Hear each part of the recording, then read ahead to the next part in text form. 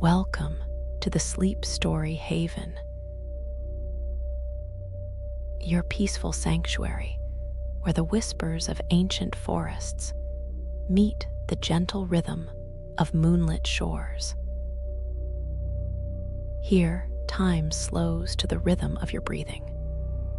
Worries dissolve like mist, and your mind finds the peace it's been seeking.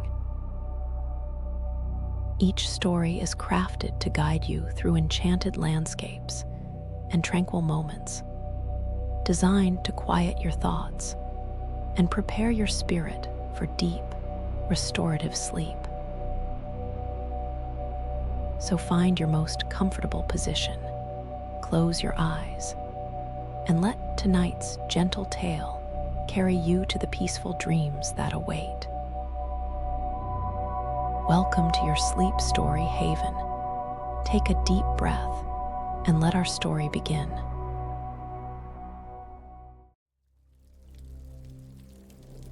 The Sacred Journey, a Hindu mythology sleep story.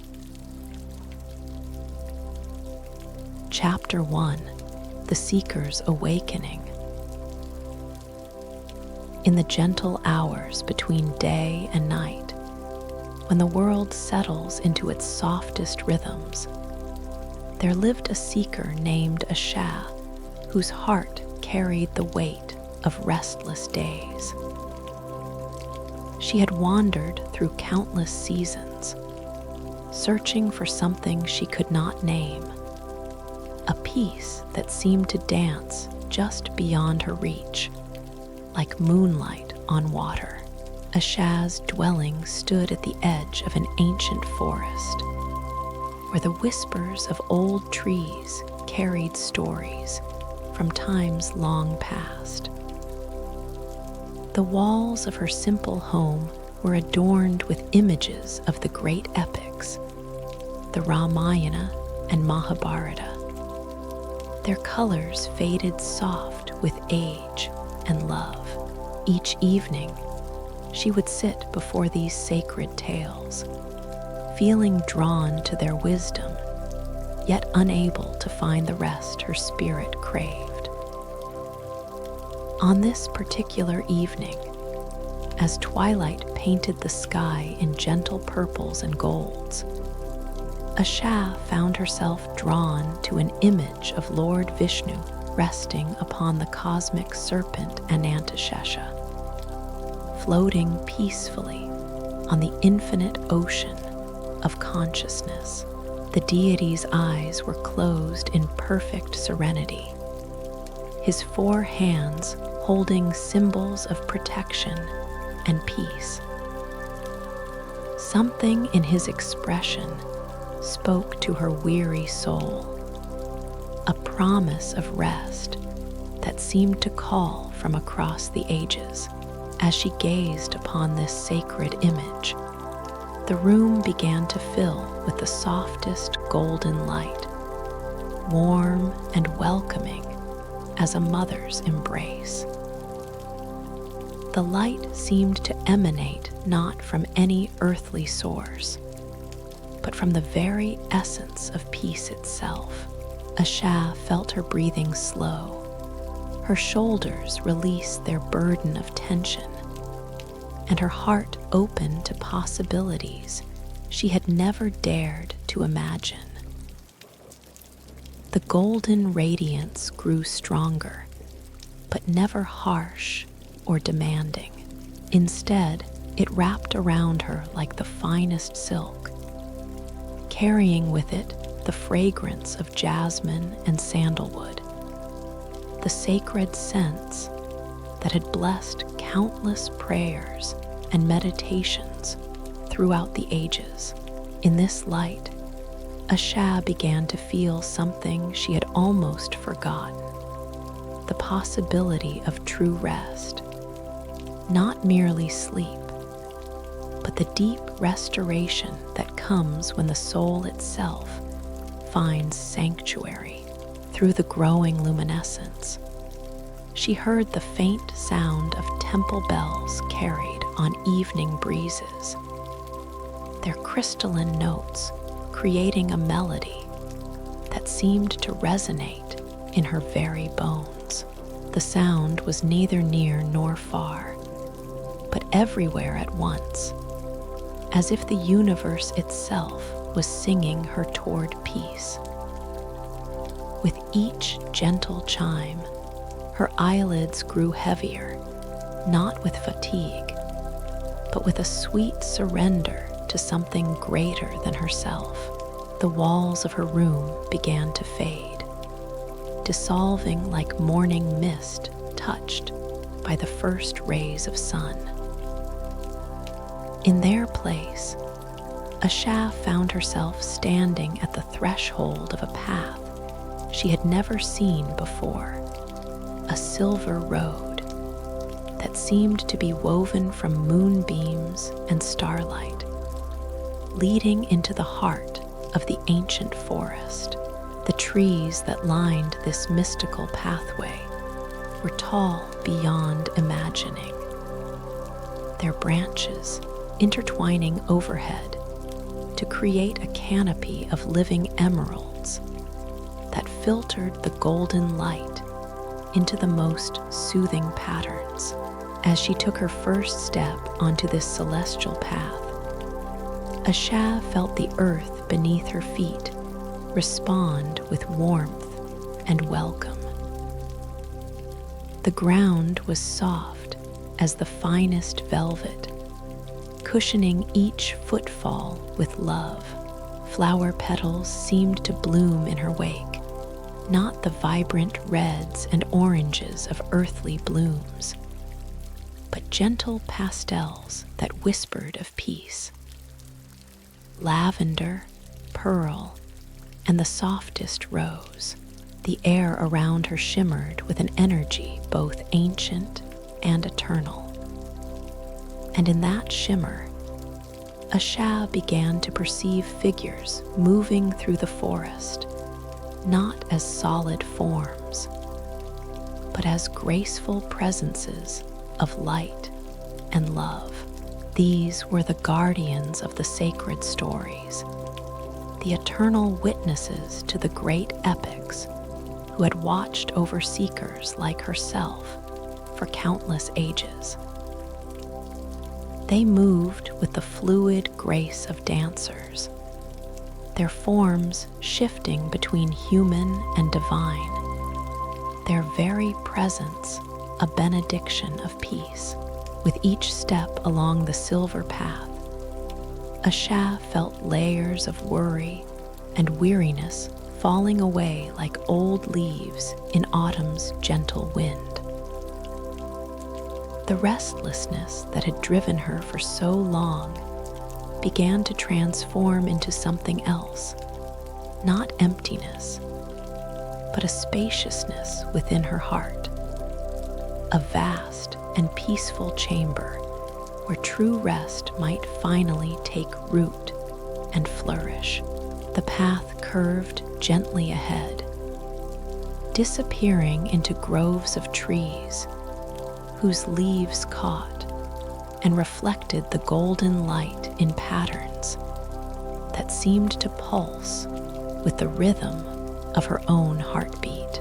She could hear very softly the distant sound of flowing water, not the rushing torrent of a river, but the gentle murmur of a stream that had flowed peacefully for eternity, carrying the prayers and hopes of countless souls toward their ultimate fulfillment. As the first chapter of her journey drew to a close, Asha paused to look back once more at the world she was leaving behind. Her little dwelling was still visible through the trees, but it no longer seemed like a place of solitude and searching. Instead, it appeared blessed and protected, a sanctuary to which she would one day return, carrying with her whatever gifts this sacred journey might bestow. The golden light continued to deepen around her, and with it came a sensation of being held, not by any physical presence, but by the love of the cosmos itself. In this embrace, Asha felt her first taste of true peace, a gentle preview of the profound rest that awaited her deeper along this path of light and legend. Her eyelids fluttered closed for a moment, and in that brief darkness, she glimpsed infinite possibilities for healing and renewal. When she opened her eyes again, the path ahead seemed to glow with even greater warmth and invitation. Somewhere in the distance, she could hear the faint sound of devotional songs, the bhajans that had carried countless souls toward divine union. The melodies were soft as lullabies, ancient as the stars, and they seemed to be calling her name with voices sweet as honey and gentle as rain. With a heart growing lighter with each breath, Asha continued along the silver path, ready to discover what wonders and what rest awaited her in the sacred realms ahead. The night was young, and eternity stretched before her like an unfolding flower, each petal a promise of deeper peace to come. Chapter 2: The Garden of Divine Memory. The silver path led Asha deeper into the heart of the mystical forest, where ancient memories lived and breathed in every leaf and stone. As she walked, the very air seemed to shimmer with stories waiting to be rediscovered, tales that had been whispered from grandmother to granddaughter, from sage to seeker, across the endless cycles of time. Soon, the path opened into a garden unlike any earthly paradise, a vast expanse where the great stories of the Ramayana and Mahabharata bloomed like living flowers. Here, each tale had taken root and grown into something beautiful and alive, creating groves and clearings where the essence of Dharma, love, and devotion perfumed the air with sweetness beyond description. In the center of this garden stood a magnificent banyan tree, its enormous trunk speaking of ages beyond counting, its spreading branches creating a natural temple beneath their protective embrace. The tree's aerial roots descended like gentle curtains, some reaching the earth to create private alcoves of perfect quietude. Within these spaces, Asha could see the soft glow of eternal lamps, diyas that burned not with oil, but with the pure light of devotion, their flames never wavering, never dimming. As she approached this sacred tree, Asha felt a presence both vast and intimate, ancient and eternally young. The banyan seemed to pulse with the heartbeat of the universe itself, and in its rhythm, she recognized the cosmic sound of Om, vibrating through every fiber of her being like the most beautiful lullaby ever sung. Beneath the tree's vast canopy, arranged in a perfect circle, were 7 gardens, each one devoted to different aspects of the great epics. The first garden, closest to where Asha stood, glowed with the soft blue light of Lord Rama's divine presence. Here, blue lotuses bloomed in perfect abundance, their petals so delicate they seemed made of pure peace itself. The flowers released a fragrance that carried with it all the qualities Rama embodied: righteousness without harshness, strength without violence, love without attachment. As Asha entered this first garden, she felt her footsteps guided by an invisible hand toward a crystal pool at its center. The water was so clear it seemed like liquid light, and as she knelt beside it, images began to form on its surface, not chaotic or disturbing visions, but gentle tableaus from Rama's life that spoke only of love, devotion, and the triumph of good over discord. She saw Rama as a child, playing peacefully in the gardens of Ayodhya, his laughter creating ripples of joy that spread outward like circles on still water. She witnessed his wedding to Sita, their love so pure it seemed to sanctify the very earth beneath their feet. Most beautifully, she saw the moment of their reunion after long separation, their embrace radiating a light so warm and healing that Asha felt her own heart opening like a flower touched by morning sun. The images in the pool dissolved into gentle spirals of light blue and gold, and as they faded, Asha felt something profound shifting within her soul. The restlessness that had driven her for so long began to transform into something else, not the urgency of seeking, but the gentle patience of knowing that all things unfold in their perfect time.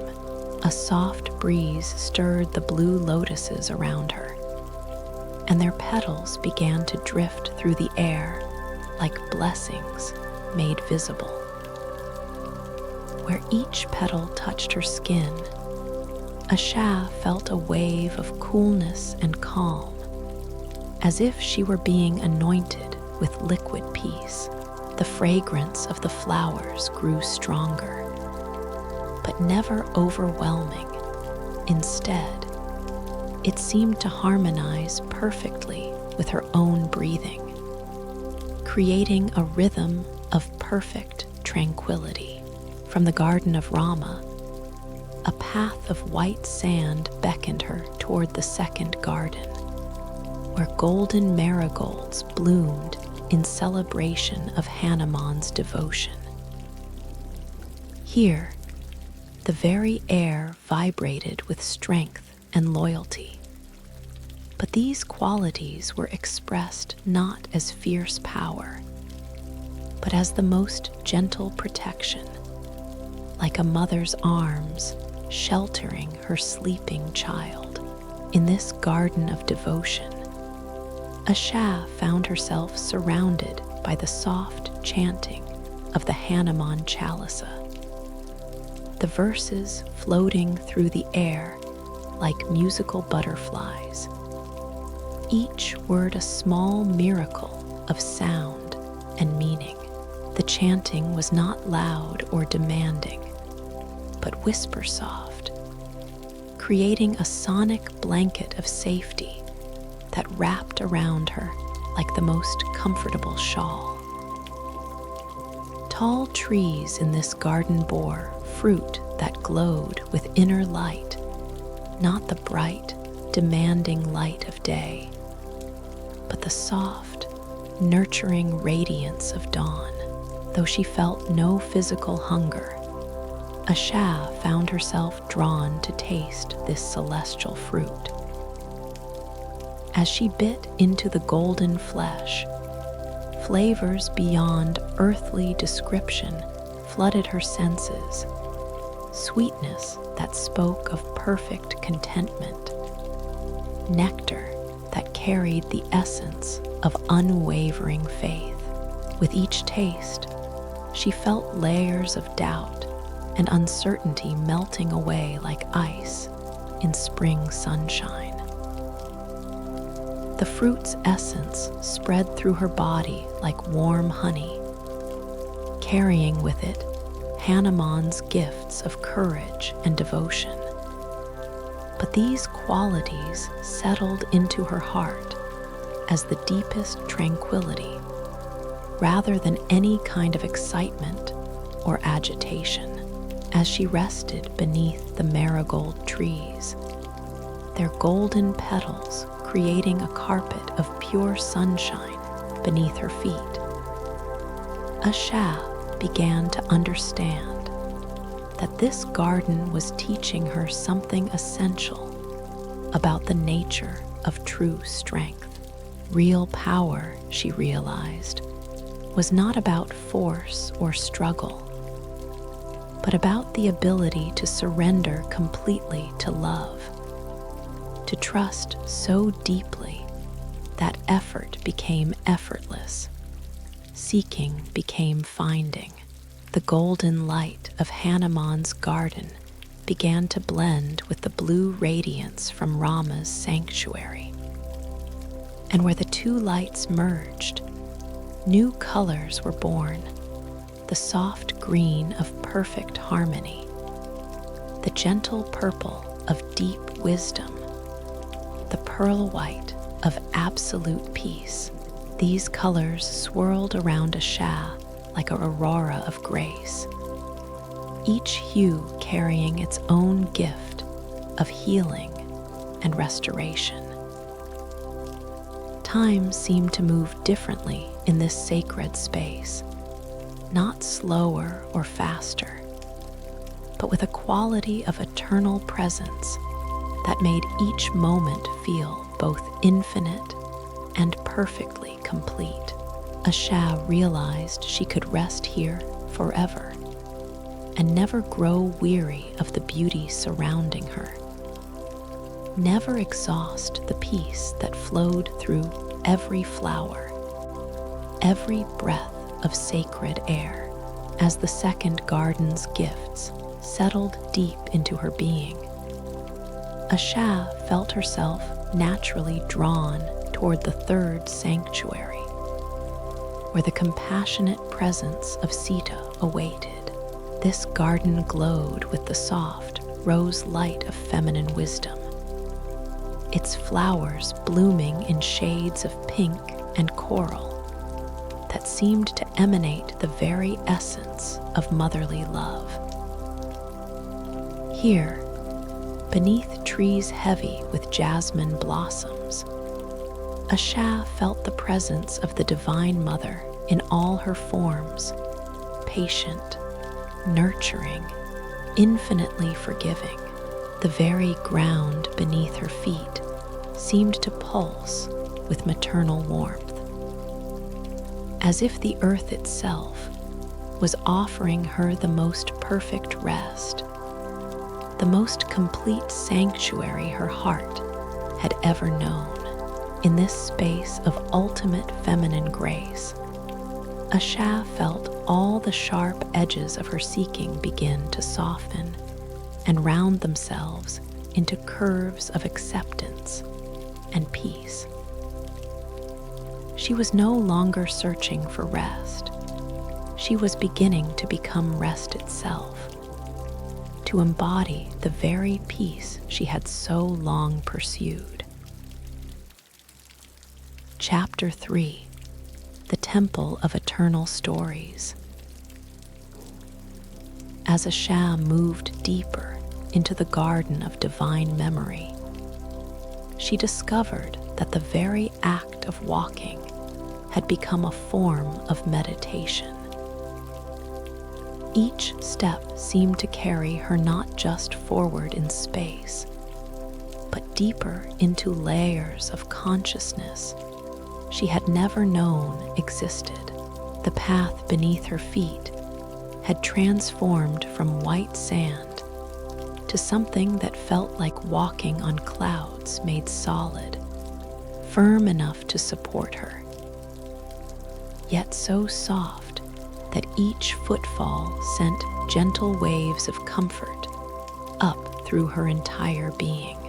Ahead, rising from the heart of the garden like a dream made manifest, stood a temple unlike any earthly structure. Its walls seemed to be constructed from crystallized light itself, not harsh or blinding, but softly luminous, as if each stone had been carved from captured moonbeams and starlight.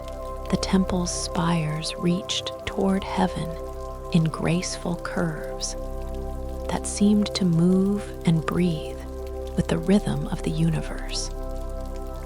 Their surfaces catching and reflecting the golden radiance that filled this sacred realm.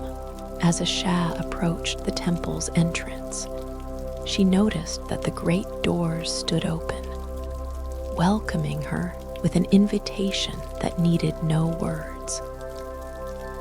The doorway was framed with intricate carvings that seemed to shift and flow as she watched, sometimes depicting scenes from the Ramayana, sometimes from the Mahabharata, but always showing moments of transcendence, love, and the ultimate triumph of light over darkness. Stepping across the threshold, Asha felt a wave of coolness wash over her, not the chill of cold, but the refreshing peace of a perfect spring morning. The interior of the temple opened before her like a vast ocean of tranquility.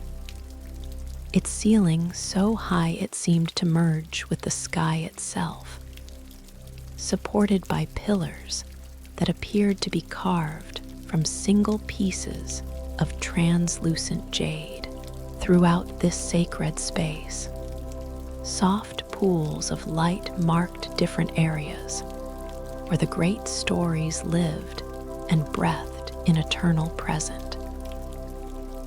Each pool of illumination contained not statues or paintings, but living scenes that played out with the gentle rhythm of waves lapping against a peaceful shore. These were not dramatic recreations of the epic's conflicts, but rather the moments of highest beauty, deepest love, and most profound peace that these stories contained. In one corner of the temple, bathed in the softest blue radiance, Asha witnessed the scene of Lord Krishna playing his divine flute beside the Yamuna River. But this was Krishna in his most peaceful aspect, not the dynamic hero of the battlefield, but the divine musician whose melodies had the power to heal all sorrows and dissolve all separation. The sound of his flute reached Asha's ears like the whisper of wind through leaves, each note carrying with it the promise of absolute love and perfect understanding. The music seemed to emanate from everywhere and nowhere at once, weaving itself into the very fabric of the temple's atmosphere. As the melody washed over her, Asha felt her breathing naturally slow and deepen, her heartbeat syncing with the eternal rhythm of Krishna's divine song. Each note dissolved another layer of tension from her body. Each phrase released another burden from her mind, moving deeper into the temple. she found herself drawn to another pool of light, where the figure of Lord Vishnu rested in his cosmic sleep upon the Serpent and Antashesha. Here was the ultimate image of divine rest, not the unconsciousness of ordinary sleep, but the perfect awareness that comes when the soul surrenders completely to the infinite. Vishnu's form radiated such profound peace that simply looking upon him, Asha felt her own capacity for rest expanding beyond anything she had previously imagined. From his sleeping form emanated gentle waves of energy that carried the deepest teachings about the nature of true peace. This was not peace as the absence of conflict, but peace as the presence of absolute love, a rest so complete that it became the source of all creation, all sustenance, all protection. As these waves touched her, Asha felt herself beginning to understand rest not as something she needed to find, but as something she already was, had always been at the very core of her being. Near Vishnu's resting place, another scene unfolded in soft golden light.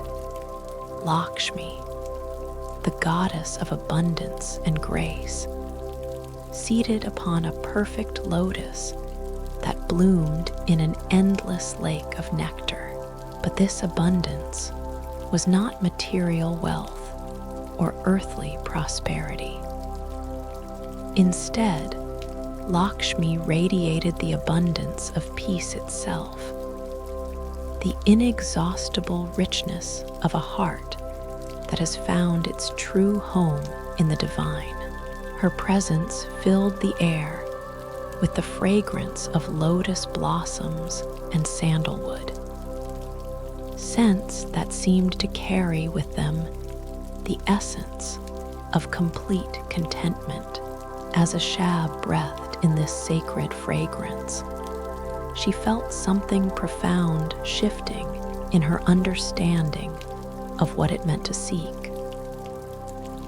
All her life, she had been searching for peace as if it were something outside herself, something to be found or achieved.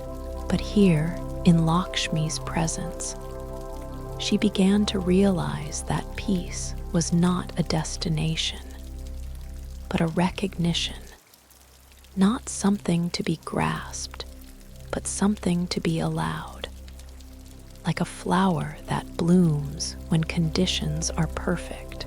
The goddess's eyes, when they met Asha's gaze, held depths of compassion that seemed to contain the love of every mother who had ever lived, every caregiver who had ever offered comfort to a suffering soul. In those divine eyes, Asha saw her own seeking reflected back to her, not as desperation or lack, but as the natural movement of love seeking to know itself more completely. In the center of the temple, beneath a dome that seemed to open directly onto the starlit heavens, stood an altar unlike any Asha had ever seen. It was not constructed of stone or wood, but appeared to be formed from pure compassion made visible, a substance that seemed solid, yet somehow alive, warm to the touch, yet cool to the soul.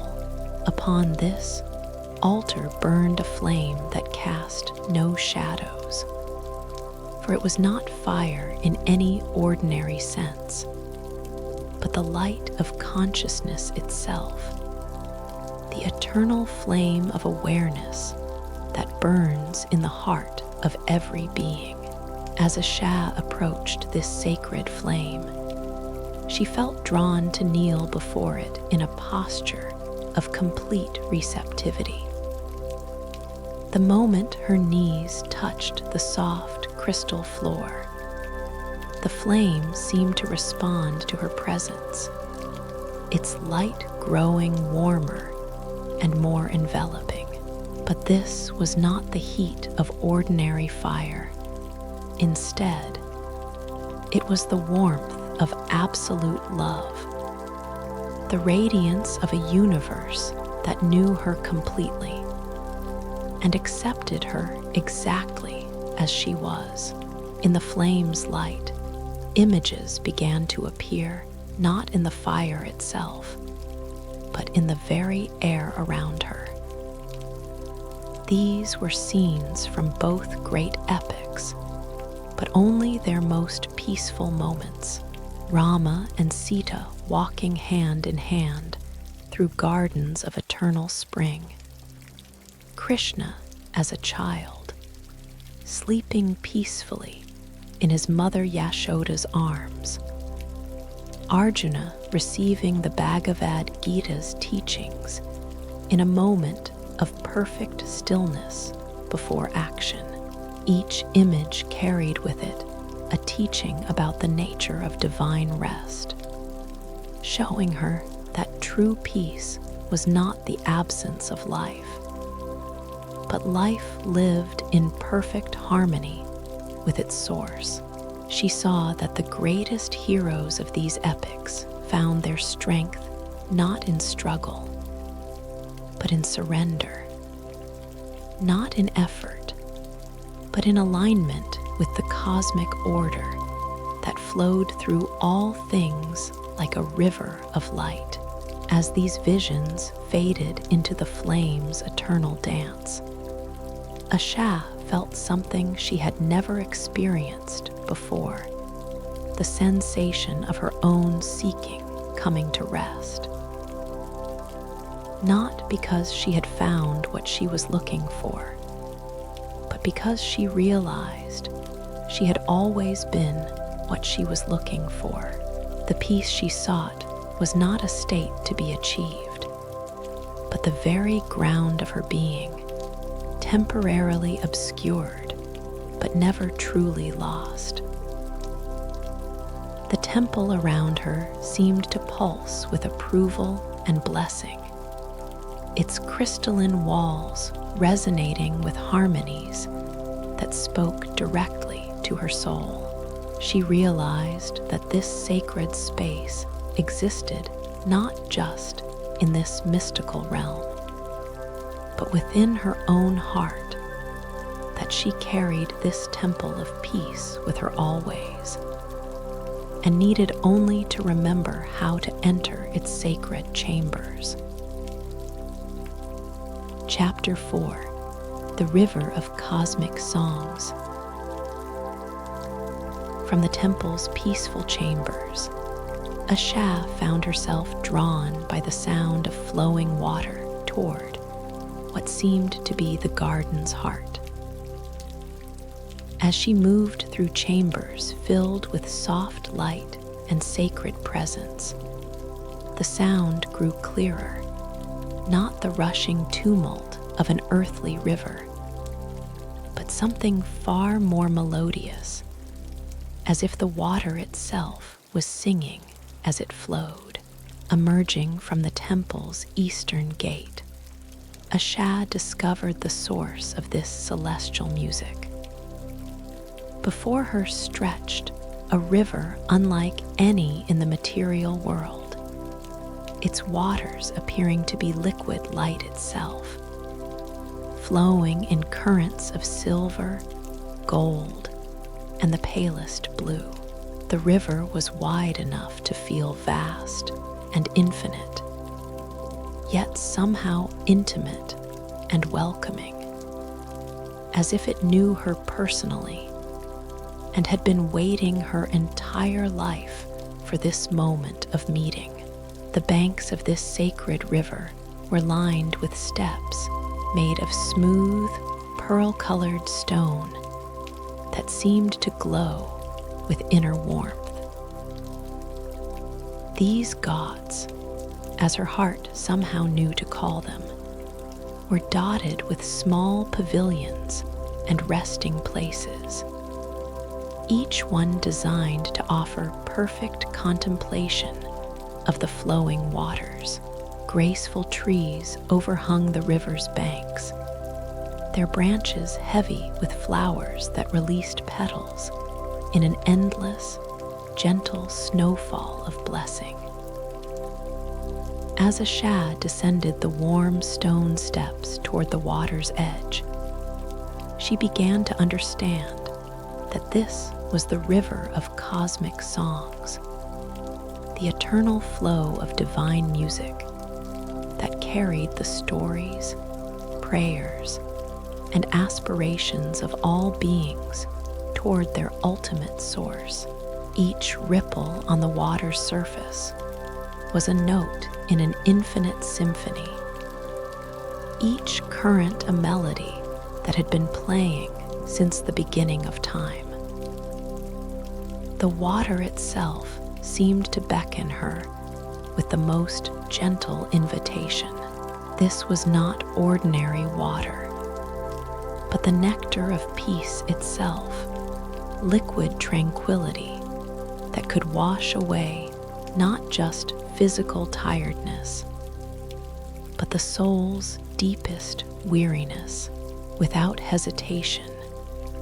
For in this sacred realm, all actions felt perfectly natural and right. Asha stepped into the flowing light. The sensation was indescribable, neither warm nor cool, but exactly the temperature of perfect comfort, as if the water recognized her body's needs and responded with liquid love. As the current swirled around her ankles, then her knees, she felt layers of tension she hadn't even known she carried beginning to dissolve and flow away with the stream. With each step deeper into the river, Asha felt herself becoming lighter, not just physically, but in every way imaginable. The concerns that had followed her for so long seemed to lose their grip on her consciousness, floating away like leaves carried on autumn wind. The very molecules of the sacred water seemed to penetrate her being, carrying with them the essence of every prayer that had ever been offered, every song that had ever been sung in devotion to the divine. As the luminous current reached her waist, Asha began to hear something extraordinary. The river was indeed singing, but its song was composed of voices, millions upon millions of voices singing in perfect harmony. These were the voices of all who had ever sought peace, all who had ever offered their hearts to something greater than themselves. Saints and sages, mothers and children, kings and commoners, all joined together in a cosmic chorus that celebrated the eternal return of consciousness to its source. The song had no words in any earthly language, yet Asha understood every note with perfect clarity. It spoke of journeys that led home, of seeking that ended in finding, of questions that dissolved in the presence of love.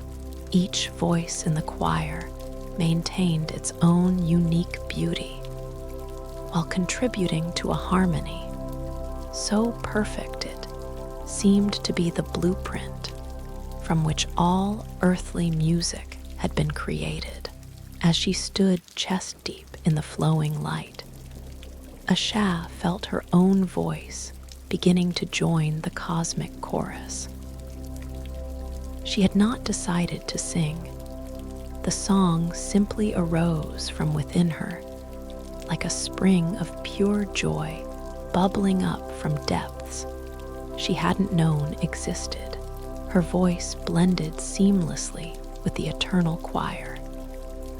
And as it did, she experienced the most profound sense of belonging she had ever known.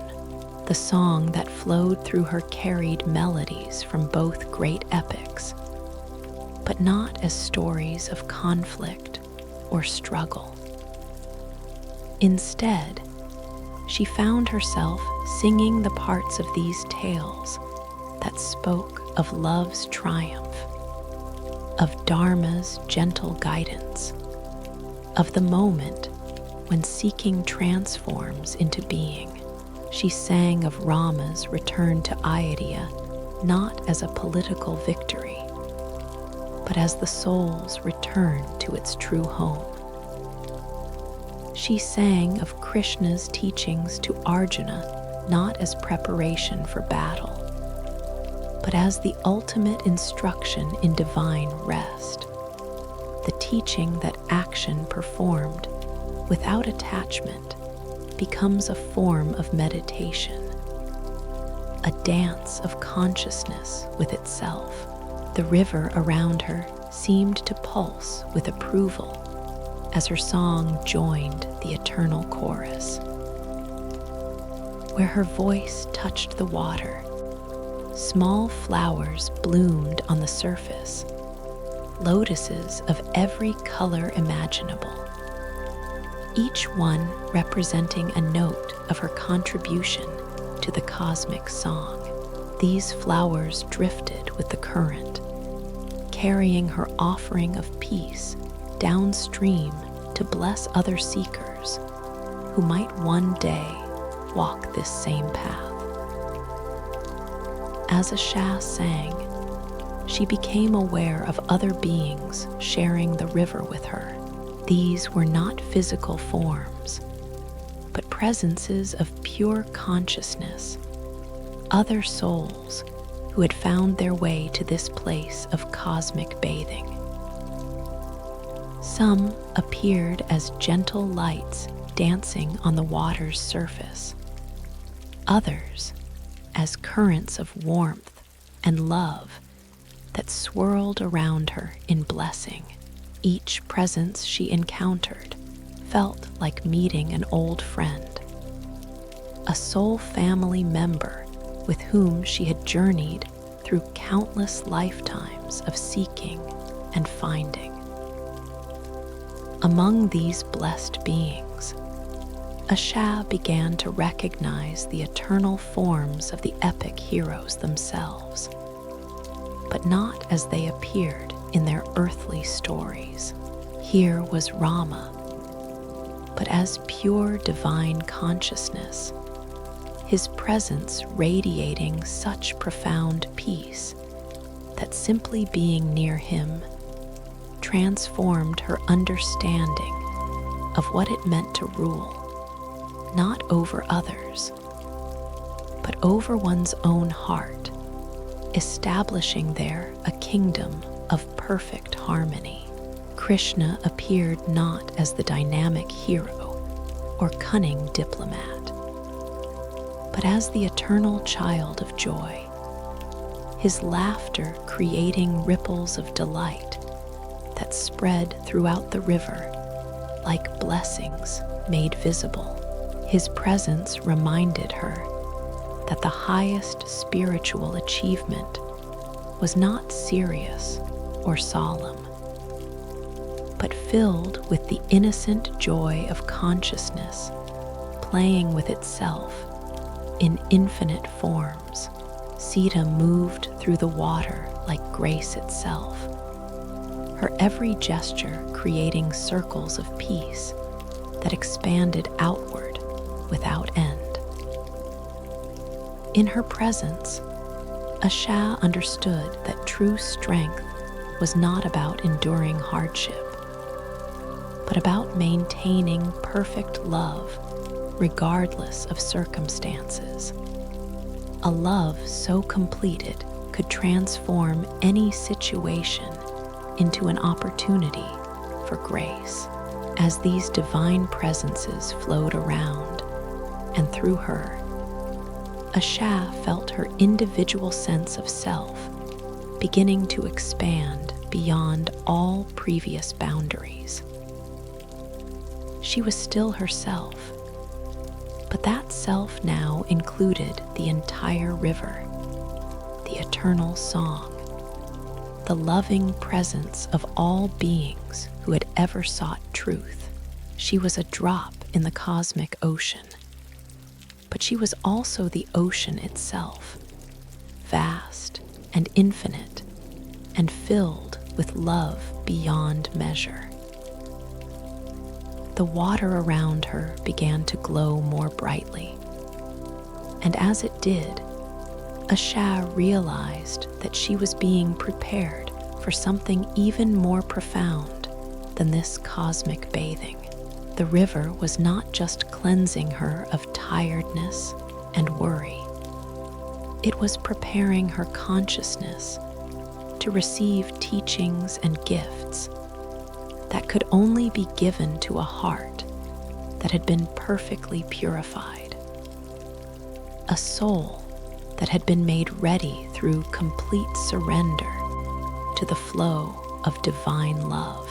As this realization dawned, the river's song reached a crescendo of such beauty that tears of pure joy began to flow down Asha's cheeks. These tears, she understood, were not her own, but the tears of the universe itself, weeping with happiness at another soul's awakening to its true nature. Each tear that touched the sacred water became a small star, a point of light that joined the countless others that illuminated this realm of eternal peace. With infinite gentleness, the river began to carry her toward the far shore, where new gardens awaited, spaces where the deepest teachings of the epics would unfold not as stories to be heard, but as states of consciousness to be lived and embodied. As she flowed with the current, Asha felt herself becoming more than she had ever been, while simultaneously returning to what she had always been, a being of pure peace, temporarily convinced she was separate from her source, now remembering the truth of her eternal nature. Chapter 5: The Palace of Divine Dreams. The river's gentle current carried Asha to a shore unlike the one from which she had entered. Here, the crystalline steps were set with gems that seemed to capture and hold starlight, creating a pathway that twinkled with every color of peace: soft lavenders, gentle blues, and the warm gold of perfect contentment. As she emerged from the sacred waters, Asha felt no need to dry herself, for the liquid light simply absorbed into her being, leaving her feeling more refreshed and renewed than she had ever imagined possible. Before her rose a structure that defied earthly architecture, a palace that seemed to be built from crystallized dreams themselves. Its walls were transparent as the finest crystal, yet somehow warm and welcoming, their surfaces shifting like aurora borealis, with patterns of light that spoke directly to the heart rather than the eyes.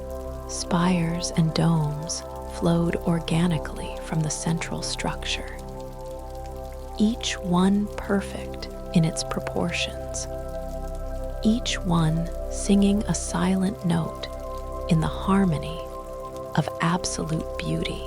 As Asha approached the palace gates, she noticed they were formed not of metal or wood, but of interwoven streams of light that parted before her like curtains of blessing. The moment she passed through this luminous threshold, she felt herself entering not just a building, but a state of consciousness where the deepest teachings of the sacred epics lived and breathed as living experience. The palace's interior opened before her in chambers that seemed to stretch infinitely in all directions. Yet each space remained intimate and welcoming. The floors were made of what appeared to be polished clouds, soft enough to cushion every step, yet firm enough to provide perfect support. Above, the ceiling dissolved into the gentlest twilight sky, painted with stars that pulsed in rhythm with her own heartbeat.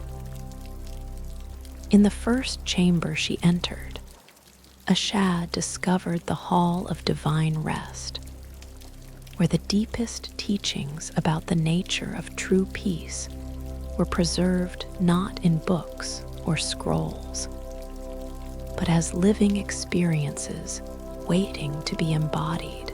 Here, scattered throughout the vast space, were resting places beyond imagination, beds of rose petals that never wilted, couches carved from clouds and cushioned with moonbeams, alcoves where the very air was so soft and welcoming that simply breathing became a form of perfect relaxation.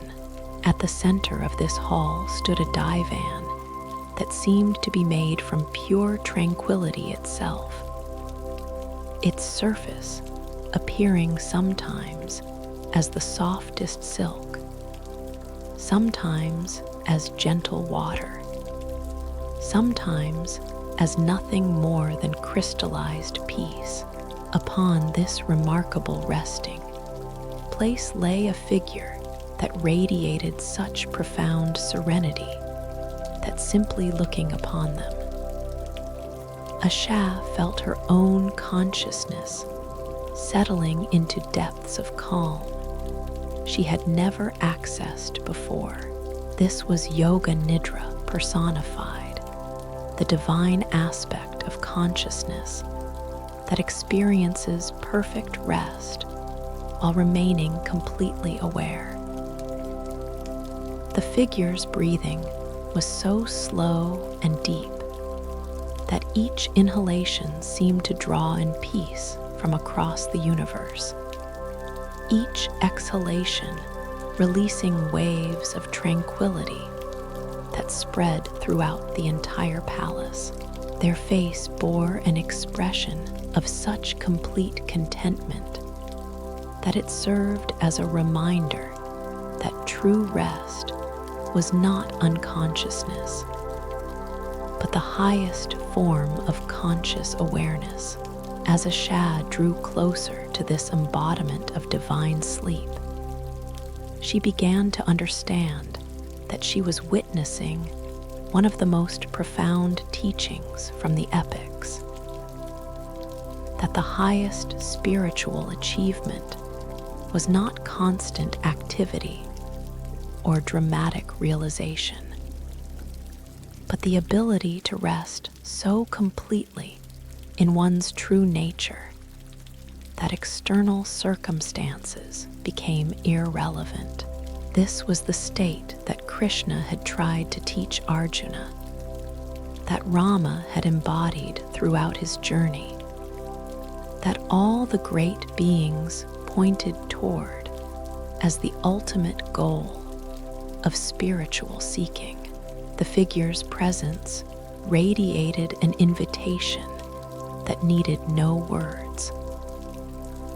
Without conscious decision, Asha found herself settling onto a smaller resting place nearby, a cushion that seemed to mold itself perfectly to her body, while supporting her with the gentleness of a mother's arms. As she lay back, she felt the palace itself embracing her, its walls pulsing with warmth and protection, its very atmosphere thick with love and acceptance. In this position of perfect comfort, Asha began to experience teachings that came not through words or concepts, but as direct transmissions of peace that entered her consciousness like warm honey flowing into every cell of her being. She understood, without anyone telling her, that this palace existed in every heart, that every soul carried within itself this perfect space of rest and renewal. The seeking she had experienced throughout her life had not been a search for something external, but a journey back to this inner sanctuary that had always been present, simply waiting for her attention to turn inward. As these realizations settled into her awareness like seeds finding perfect soil, the palace around her began to reveal deeper layers of its infinite nature. Doorways appeared that led to other chambers, each one devoted to a different aspect of the cosmic rest that the epics celebrated. Through one archway, she glimpsed the chamber of divine love, where the love stories of the great epics were preserved not as romances between individuals, but as demonstrations of the soul's relationship with the infinite. Another doorway opened onto the hall of sacred duty, where the dharmic teachings of both epics lived not as moral imperatives, but as natural expressions of consciousness that had found its perfect rest. She saw that when the heart is truly at peace, right action flows effortlessly, like water flowing downhill or flowers blooming in perfect season. A third chamber called to her with soft chimes that seemed to ring with the sound of laughter itself, the hall of divine play, where Krishna's leelas were preserved not as stories of earthly mischief, but as demonstrations of consciousness playing with its own infinite creativity. Here, she understood that the universe itself was a form of divine rest, the infinite consciousness relaxing into the joy of creating and experiencing countless forms of beauty. As Asha rested in the central hall, these various chambers seemed to flow into and through each other, creating a kaleidoscope of peaceful experiences that enriched her understanding without overwhelming her awareness. She realized that this palace was teaching her about the multifaceted nature of true rest, that it was not simply the absence of activity, but the presence of love, the embodiment of Dharma, the expression of joy, all unified in the single experience of being perfectly at home in one's true nature. Time in the palace moved with a rhythm all its own, not the mechanical tick of earthly clocks, but the organic pulse of consciousness itself, breathing in and out of form. Here, moments could stretch into eternities of bliss, while ages of wisdom could be absorbed in a single instant of perfect receptivity. Asha found that the longer she rested in this sacred space, the more natural this timeless rhythm became, until she no longer thought of time as something that passed, but as something that deepened, like layers of peace settling into ever greater stillness as her consciousness expanded to embrace this palace of dreams. Asha began to notice that the very walls were alive with gentle movement, not the chaotic activity of the material world, but the serene dance of pure awareness, exploring its own infinite nature. Scenes from the great epics flowed across the crystalline surfaces like the most beautiful dreams. But these were not mere memories or stories. They were living demonstrations of consciousness in various states of rest and awakening. She watched Hanuman soaring through celestial skies, but his flight was not one of effort or urgency. Instead, he moved with the effortless grace of wind itself, his journey a meditation on the joy of consciousness moving through its own space. His famous leap across the ocean appeared not as a feat of strength, but as the natural result of a heart so at rest in devotion that all limitations simply dissolved. On another wall, she witnessed the scene of Draupadi's protection.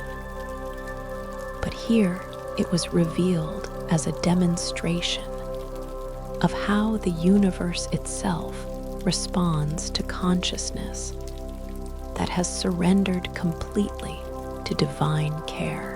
The endless sari that protected her appeared not as miraculous intervention, but as the natural way reality reorganizes itself around a soul that has found perfect trust, perfect rest in the cosmic order.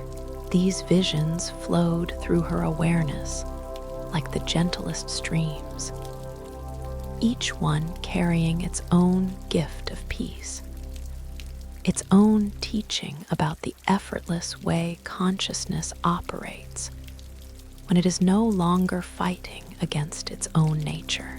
Asha felt herself absorbing these teachings not through her mind, but through every cell of her being, as if the palace itself was slowly transforming her into a living embodiment of the peace it contained. The hall of divine rest began to fill with the most sublime fragrances: sandalwood and jasmine, rose and lotus, but also scents that had no earthly equivalent, perfumes distilled from pure love, aromatics that carried the essence of perfect contentment. These fragrances seemed to emanate from her own consciousness as much as from the palace around her.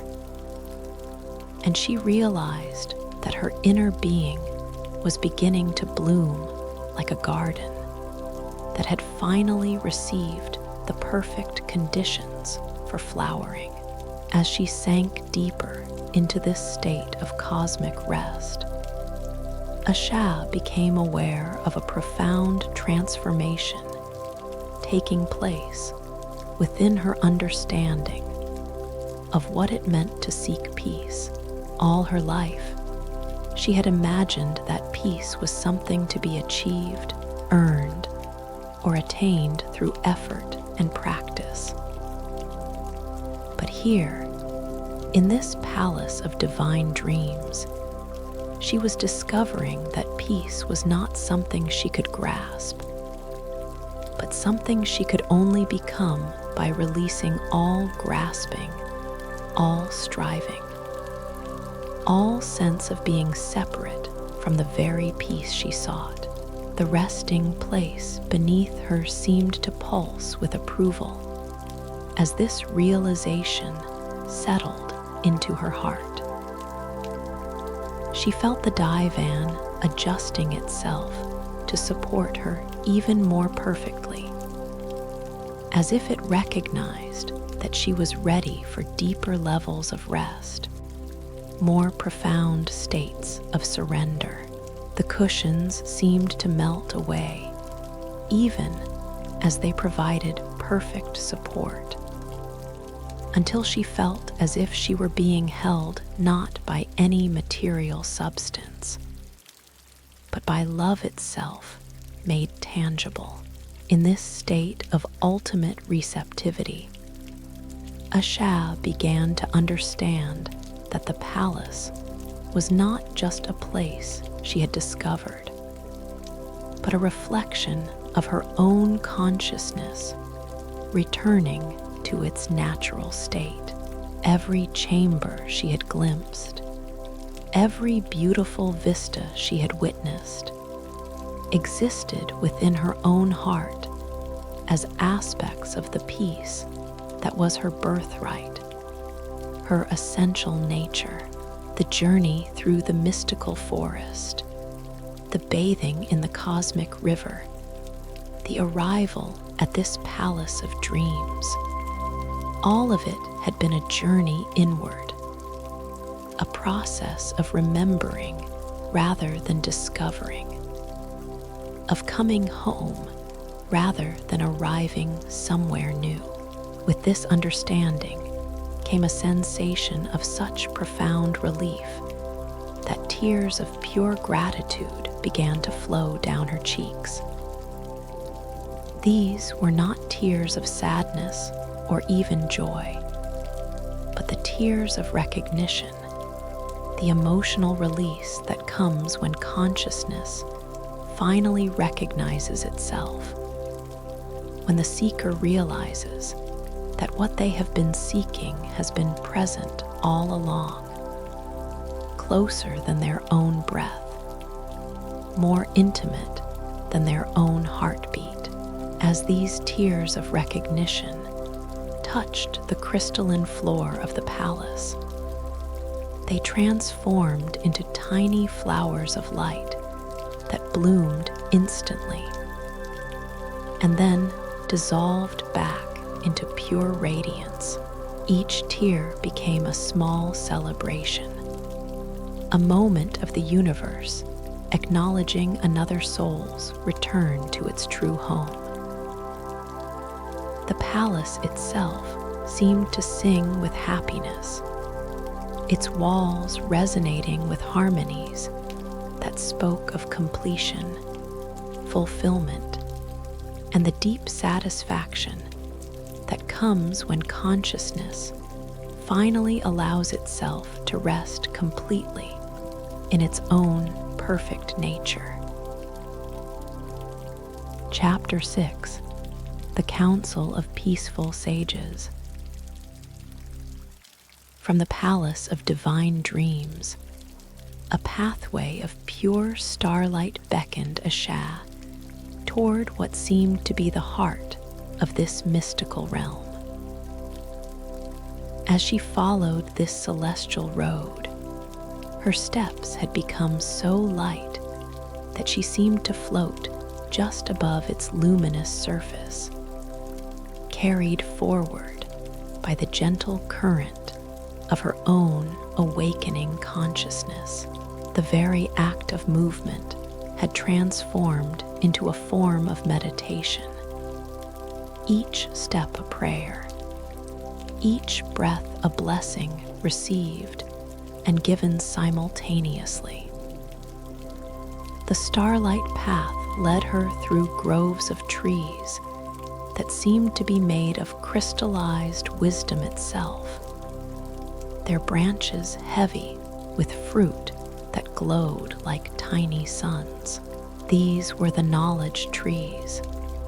She somehow understood, where the insights of countless sages had taken root and grown into living sources of nourishment for seeking souls.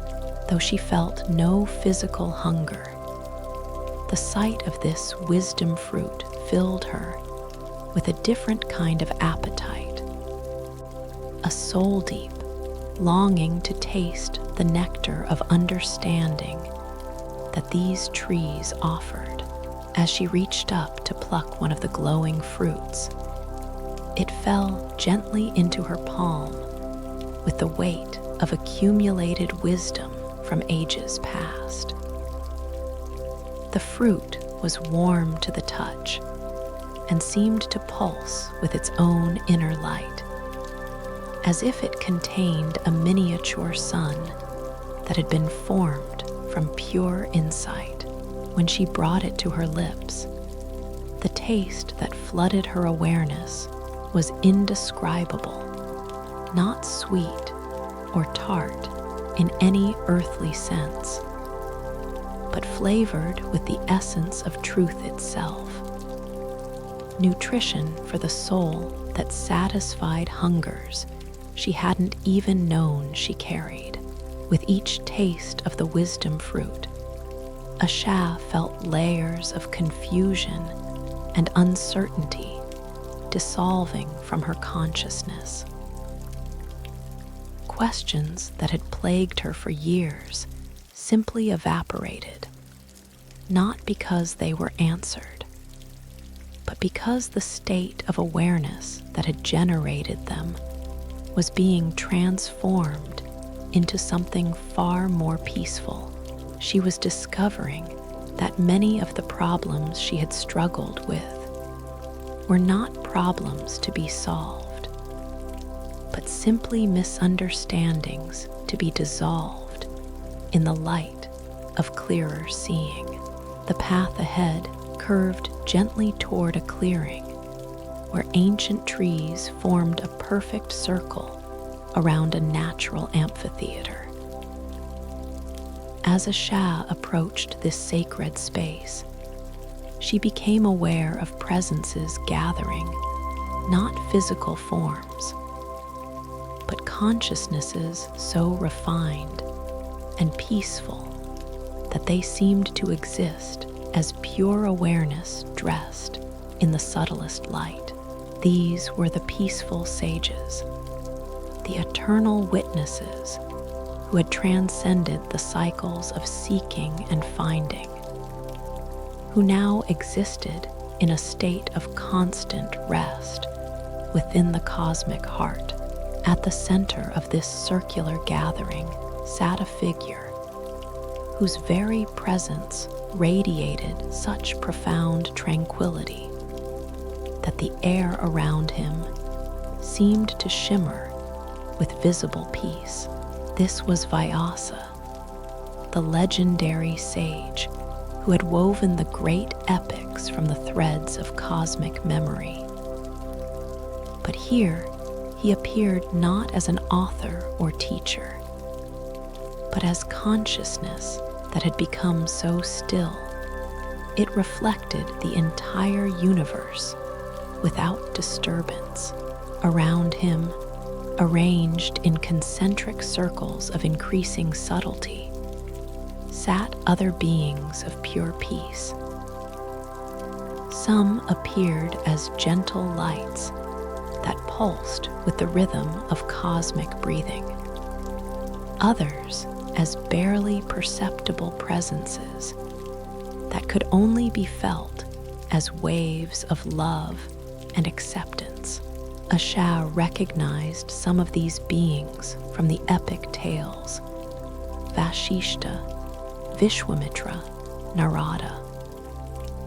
But they appeared not as the dynamic characters from the stories, but as their essence distilled into pure, peaceful awareness as Asha entered this circle of sages. She felt herself being drawn into a state of consciousness, unlike anything she had ever experienced. The very air seemed thick with accumulated peace, as if thousands of years of meditation and surrender had saturated this space with an atmosphere of perfect rest. Her breathing naturally synchronized with the collective rhythm of the assembled consciousnesses, creating a harmony so subtle and beautiful that it seemed to silence even the whisper of thoughts in her mind without words being spoken. Asha understood that she was being invited to receive a teaching that could only be transmitted in the deepest states of receptivity. This was not information to be learned, but wisdom to be absorbed directly into her being through the process of complete surrender to the moment. She found herself settling onto the soft grass at the edge of the inner circle, her body naturally assuming a posture of perfect alertness and complete relaxation.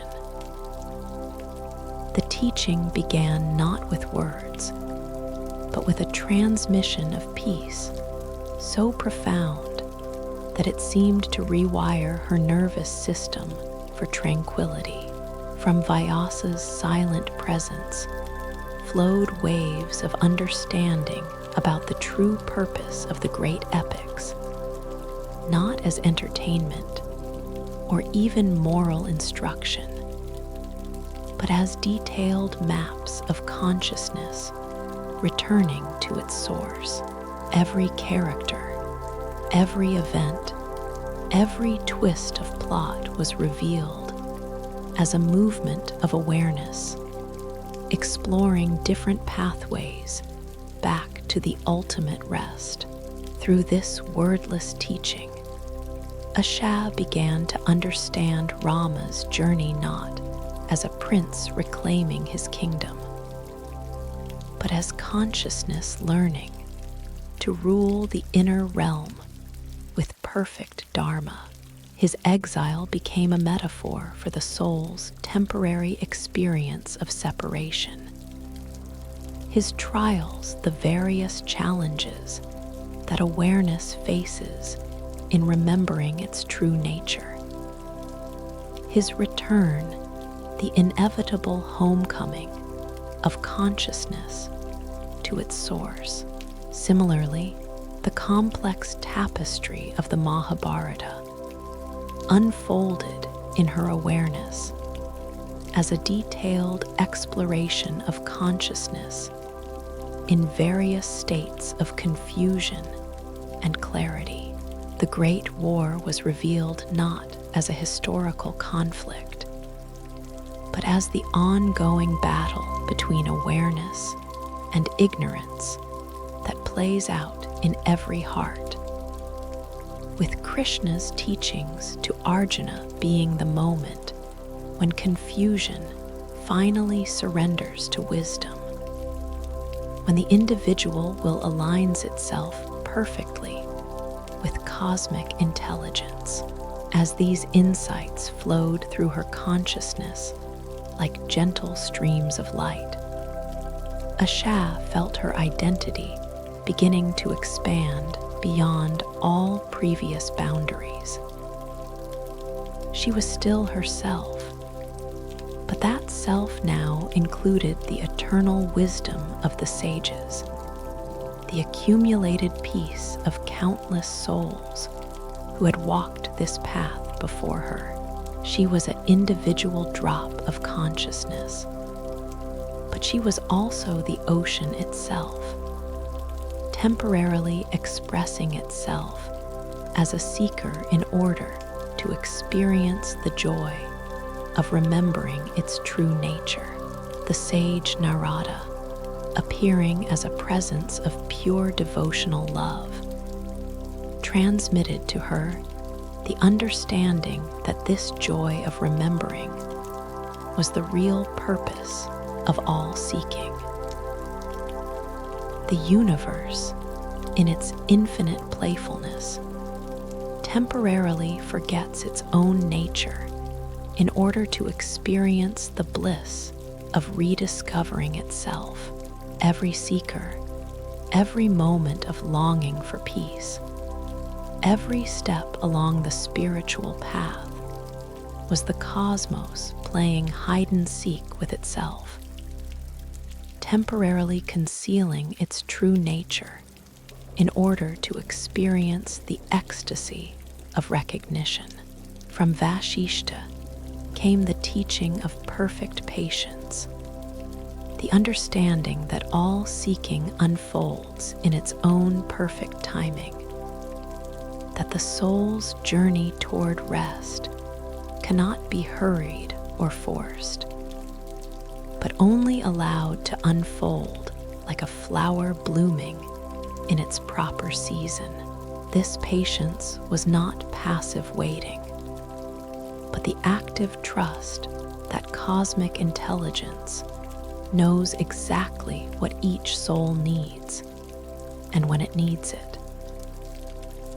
Vishwamitra's presence carried the wisdom of transformation, showing Asha how every challenge, every moment of difficulty in her seeking had been perfectly designed to bring her to this moment of recognition.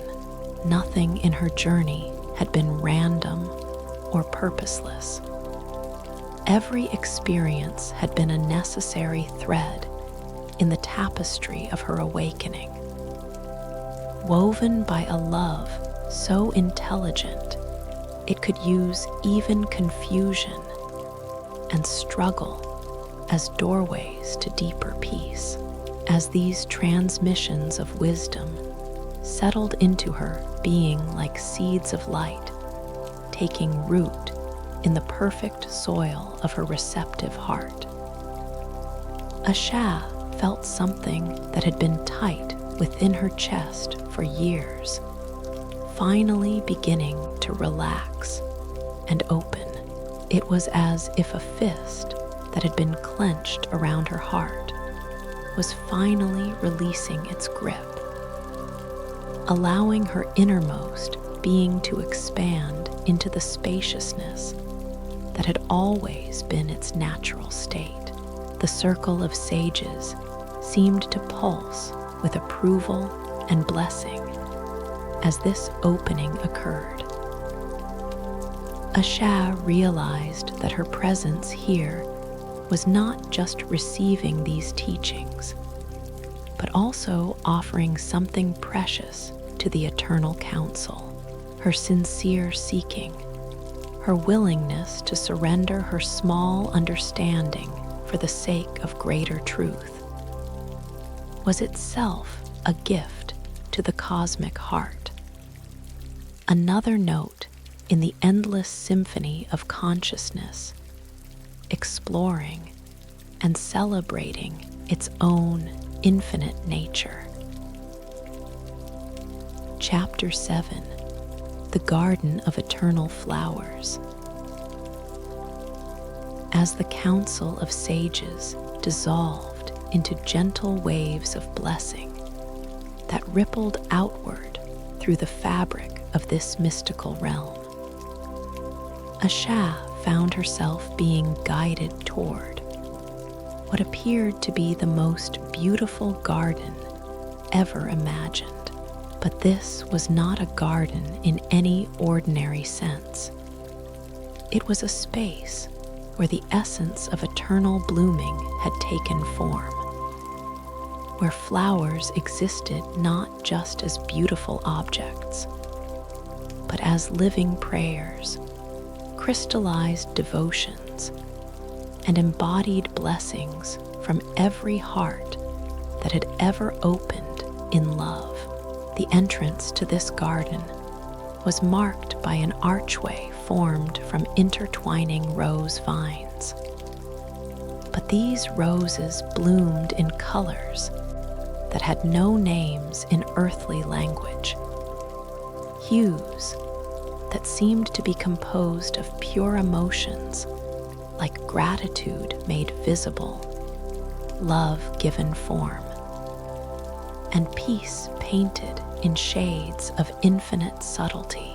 As Asha passed beneath this flowering portal, petals began to fall around her like gentle rain, each one carrying a specific blessing, a particular gift of grace that settled into her consciousness like seeds of joy.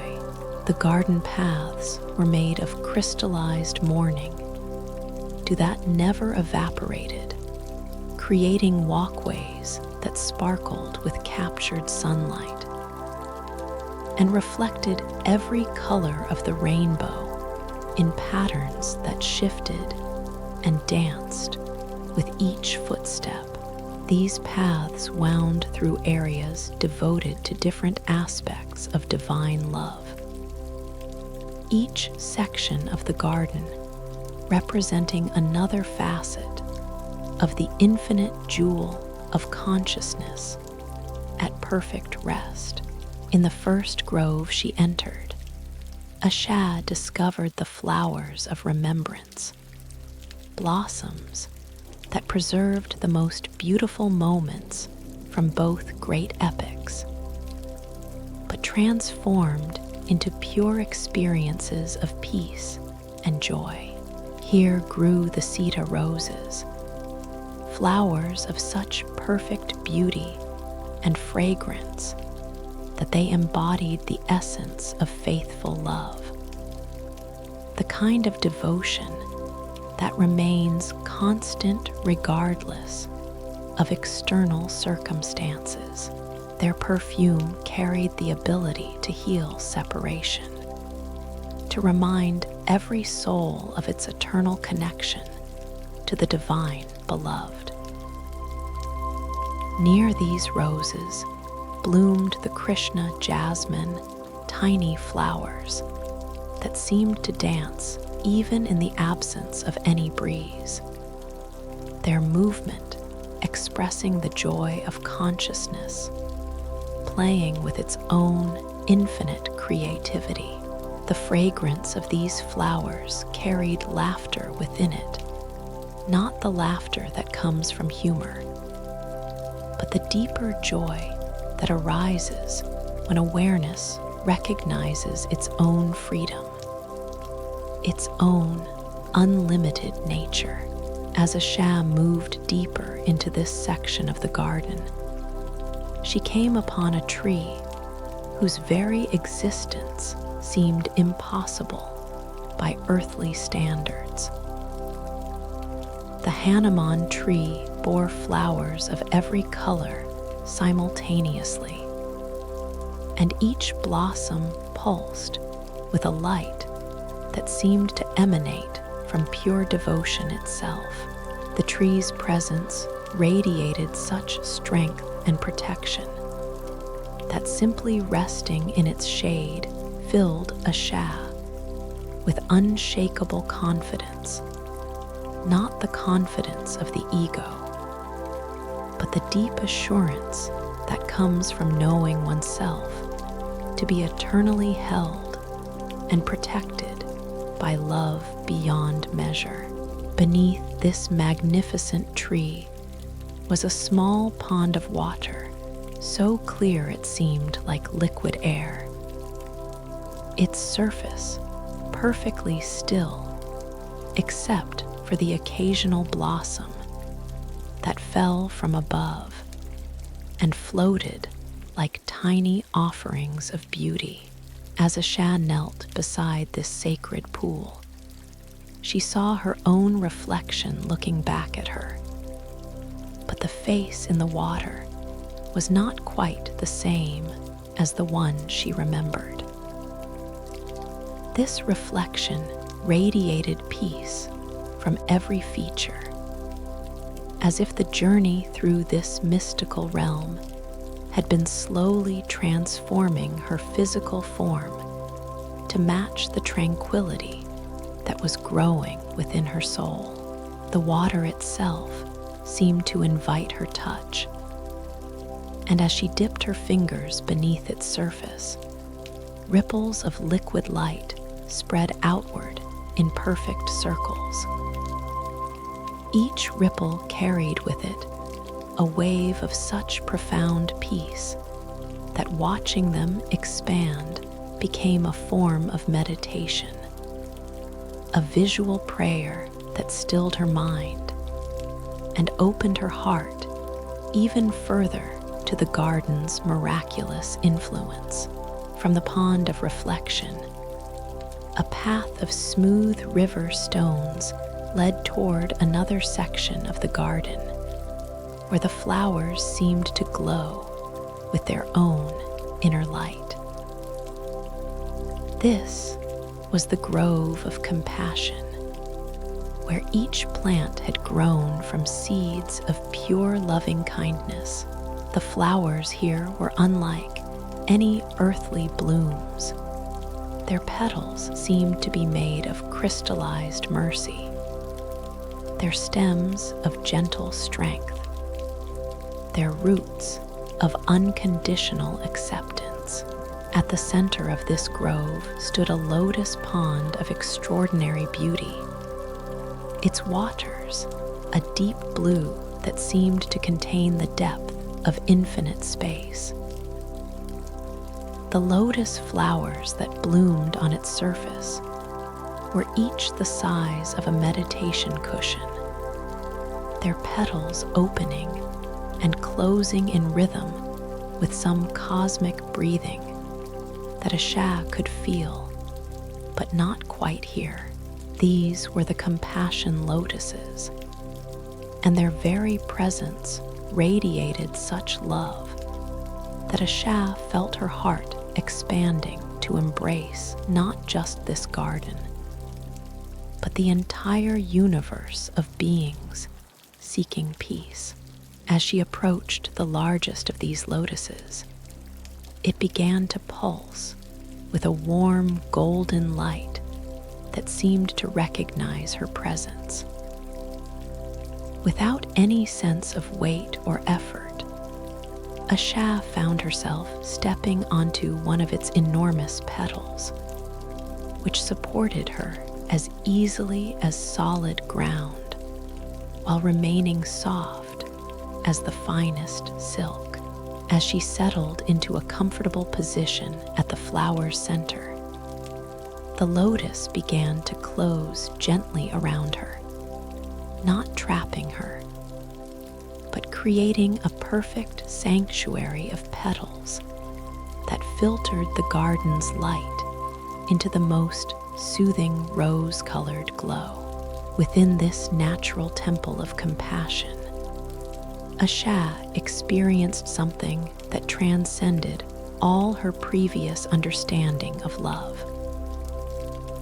This was not love as an emotion or feeling, but love as the very substance of existence itself, the fundamental force that held every particle of creation in perfect relationship with every other particle. She felt this love flowing through her consciousness like warm honey, dissolving every trace of separation between herself and the infinite field of awareness from which all things emerged and to which all things returned. In this state of perfect unity, the boundaries between Asha and the garden began to dissolve. She could feel herself becoming the flowers, her consciousness blooming in countless forms of beauty throughout the grove. She was the roses sharing their fragrance, the jasmine dancing in joy, the lotus opening to receive the light of infinite love. At the same time, she remained perfectly herself, but a self that now included the entire garden as aspects of her own being.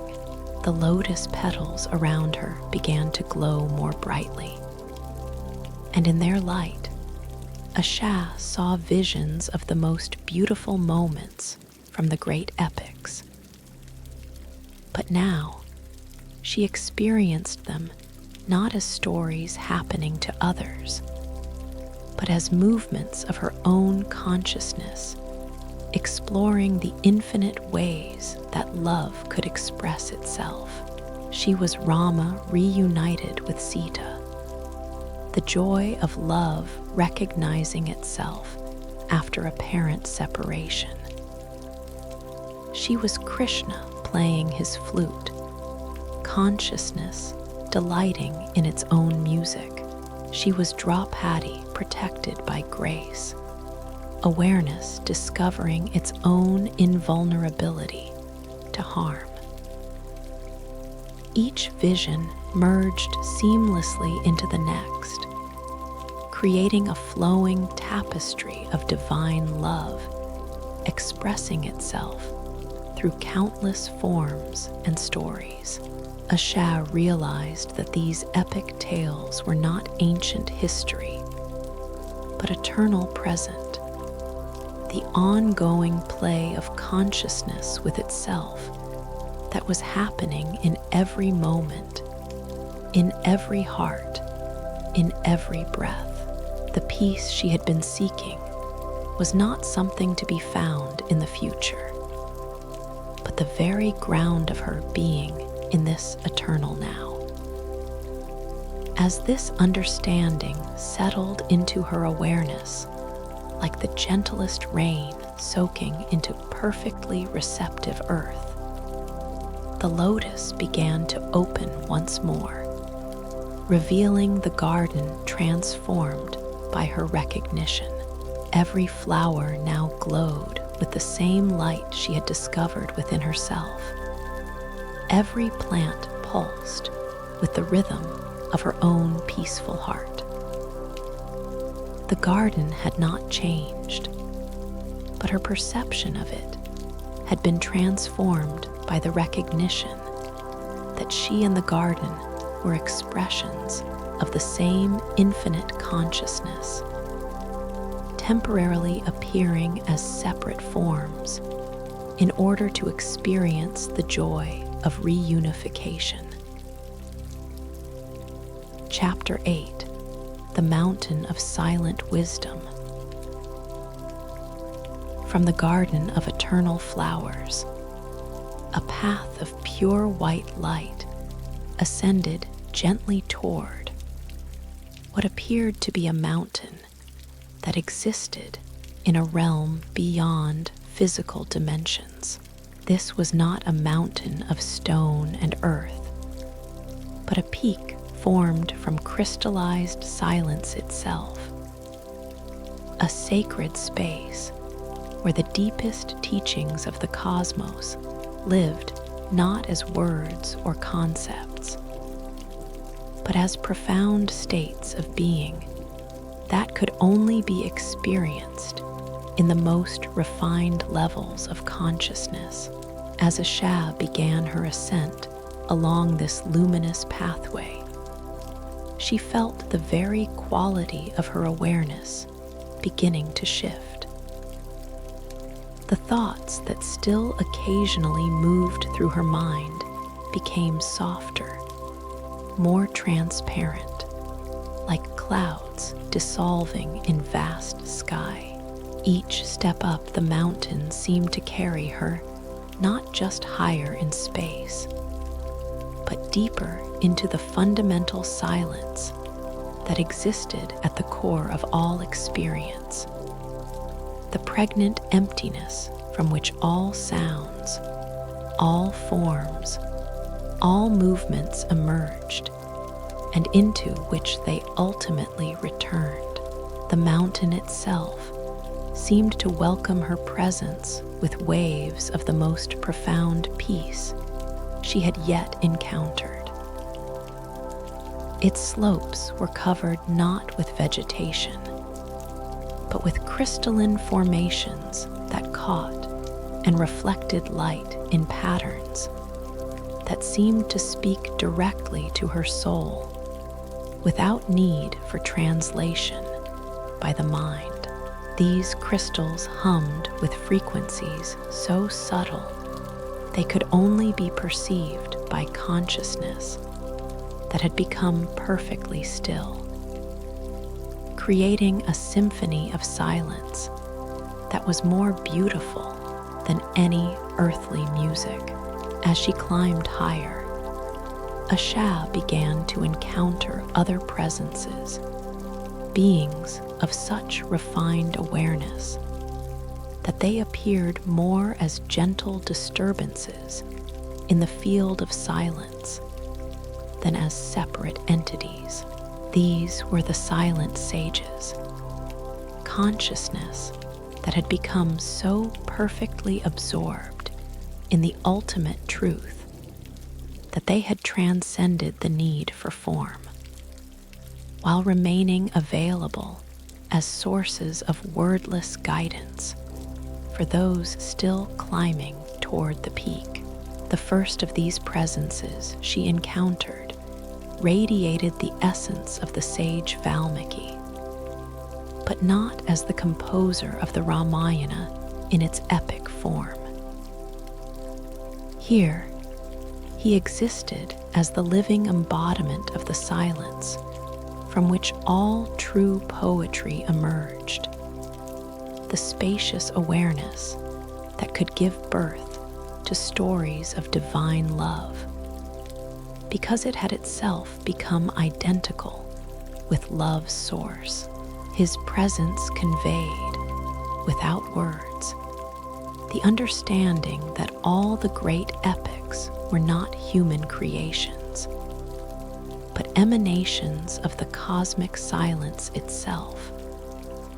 Love stories that the universe told itself in order to remember its own nature. As Asha paused to absorb this transmission, she felt her own relationship to the epic tales undergoing another profound transformation.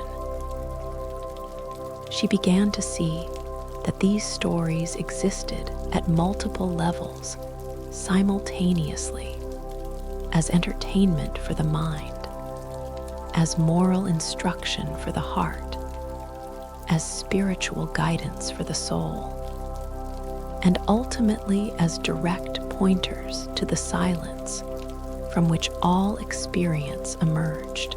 At this deepest level, both the Ramayana and Mahabharata were revealed as detailed maps of consciousness returning to its source, with every character and event representing different aspects of the journey from apparent separation to absolute unity. Continuing her ascent, Asha encountered the presence of Bharata, Rama's devoted brother.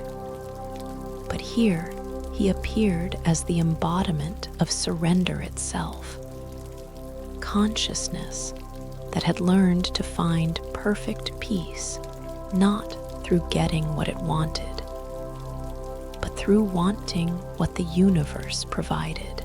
His transmission carried the deepest teachings about the nature of true fulfillment, that it came not from achieving any particular external condition, but from aligning oneself so completely with the flow of cosmic intelligence that personal will and divine will become indistinguishable. Higher still, she met the essence of Yudhishthira, but freed from the complexities of his epic role and revealed as pure Dharma in living form. His presence radiated the understanding that right action was not a matter of following external rules, but of acting from such complete inner stillness that every movement became a spontaneous expression of cosmic harmony. In his silent teaching, Asha glimpsed the possibility of a life lived in such perfect alignment with truth that even the smallest actions became prayers. Even the simplest choices became offerings to the divine. As these encounters deepened her understanding, Asha found herself approaching what seemed to be the mountain's peak.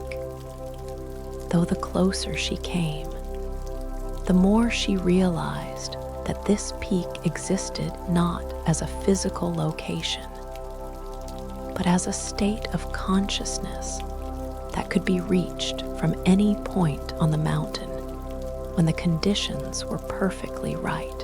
The summit was wherever complete silence was discovered, wherever the seeking mind finally came to rest in the recognition of what had always been present. At what appeared to be the highest point, Asha found a simple circle of pure crystal that seemed to glow with its own inner light. This was the silent sanctuary, a space where consciousness could rest so completely in its own nature that even the subtlest movements of thought became unnecessary. As she stepped into this crystalline circle, Asha felt the final traces of seeking energy dissolve from her being, replaced by a stillness so profound it seemed to contain all movement, a silence so complete it embraced all sound. In this ultimate sanctuary, Asha encountered the most refined presence of all, not an individual sage or teacher, but the very essence of cosmic consciousness itself in its aspect of absolute rest. This presence had no form, no name, no characteristics that could be grasped by the mind. Yet, it was more intimately present than her own heartbeat, more real than any earthly experience she had ever known. From this formless presence came the final teaching, transmitted not through any medium of communication, but as a direct recognition that dawned in her awareness like sunrise, illuminating a landscape that had always been there, but had previously been hidden by darkness. She realized that everything she had experienced on this mystical journey, the gardens, the river, the palace, the sages, the flowers, the mountain itself, had been projections of her own consciousness, divine dreams that her own awareness had created in order to guide itself back to its source. But this recognition did not diminish the reality or value of what she had experienced. Instead, it revealed these visions as expressions of the infinite creativity of consciousness, exploring its own nature. The peace she had discovered was not something she had found external to herself, but rather her own essential nature that had been temporarily obscured by the belief in separation. The rest she had been seeking was not a state to be achieved, but the very ground of her being that had been present all along, simply waiting for her attention to turn inward deeply enough to recognize it. In this moment of ultimate recognition, all questions ceased, All seeking ended. All sense of being a separate self in search of peace dissolved into the recognition of what had always been true. Asha realized that she had never actually been separate from the infinite consciousness she had been seeking. Just as a wave had never actually been separate from the ocean, even when it believed itself to be individual and isolated. The crystalline circle around her began to pulse with light that seemed to emanate from her own being. And in that light, she saw that the entire journey had been consciousness playing with itself, temporarily pretending to be lost in order to experience the joy of finding itself, momentarily forgetting its true nature in order to experience the bliss of remembering. Every step of seeking had been the infinite lovingly guiding itself home, using the apparent experience of separation as a catalyst for ever deeper recognition of unity. Chapter 9: The Dance of Divine Union. As the recognition of her true nature settled into the very foundation of Asha's being, the crystalline circle atop the mountain of silent wisdom began to expand, its boundaries dissolving until it encompassed the entire peak, then the whole mountain, and finally the entire mystical realm she had been exploring. But this expansion was not a movement outward. Rather, it was the recognition that there had never been any boundaries to begin with, that all the sacred spaces she had visited existed within the infinite expanse of her own consciousness. The silence at the mountain's peak began to give birth to the subtlest movement, not a disturbance of the perfect stillness, but its natural expression, like the first breath of creation emerging from the cosmic rest. This movement took the form of a gentle dance, so refined that it seemed to happen at the very edge of existence, where being touched non-being in the most delicate embrace. As Asha watched this cosmic dance unfold, she began to understand that she was witnessing the eternal play between consciousness and its own creative power, the divine romance between awareness and the forms it lovingly manifested. This was the deepest teaching of both great epics, that all of existence was a love story between the infinite and itself. Consciousness courting its own reflection in countless forms and stories.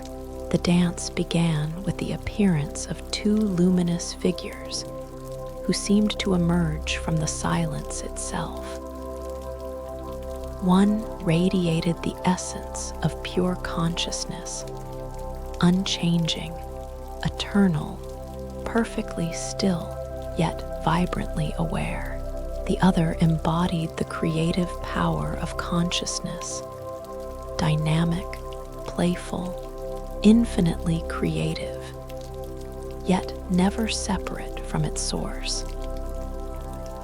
These were not separate entities, but two aspects of the single reality dancing together in eternal union. As these divine aspects moved together in perfect harmony, Asha recognized in their dance all the love stories from the sacred epics, but purified of their earthly complications and revealed in their essential nature as consciousness courting itself. She saw Rama and Sita not as historical figures, but as eternal principles, consciousness, and its beloved creative power, temporarily appearing to be separated in order to experience the joy of reunion. Similarly, Krishna and Radha appeared in the dance not as individual persons, but as the playful and devoted aspects of the single divine nature. Consciousness delighting in its own beauty and creative potential. Their love was revealed as the fundamental force that moved the entire universe, not romantic attraction between separate beings, but the magnetic pull that drew all apparent multiplicity back into the recognition of underlying unity. The dance itself was hypnotically beautiful, each movement flowing into the next with such grace that Asha felt her own consciousness beginning to sway in rhythm with the cosmic choreography. As she allowed herself to be drawn into this sacred movement, she realized that she was not watching the dance from outside. She was the dance, her own awareness moving in eternal embrace with its own creative power. With this recognition, the boundaries between observer and observed dissolved completely. Asha became both the still consciousness watching the dance and the creative force expressing itself through movement. She was the eternal masculine principle of pure awareness and the eternal feminine principle of divine creativity, united in a single being that transcended all gender, all separation, all limitation. As she embodied this cosmic dance, Asha felt the final knot of seeking dissolve from her heart. She was no longer someone searching for peace. She was peace itself, temporarily appearing as a seeker in order to experience the joy of self-discovery.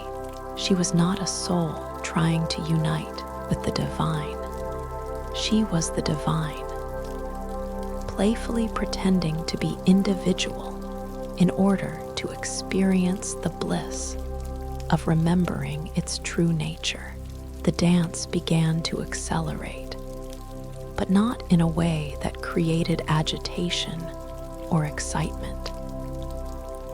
Instead, the acceleration was like the natural crescendo of a cosmic symphony. Consciousness celebrating its own recognition with increasingly refined expressions of joy. Colors beyond earthly imagination began to spiral through the air around the dancing figures, each hue representing a different quality of divine love: the gold of infinite compassion, the blue of perfect peace, the rose of unconditional acceptance. As these colors swirled around her, Asha felt each one penetrating her being and transforming her at the cellular level. She was being reprogrammed by beauty itself, her entire system being attuned to frequencies of peace and love that would remain with her always, even when she eventually returned to ordinary consciousness. These were the gifts the mystical realm was offering her, not temporary experiences, but permanent transformations that would continue to unfold throughout her life. The dance reached a moment of perfect culmination, where all movement seemed to pause in a single point of infinite stillness.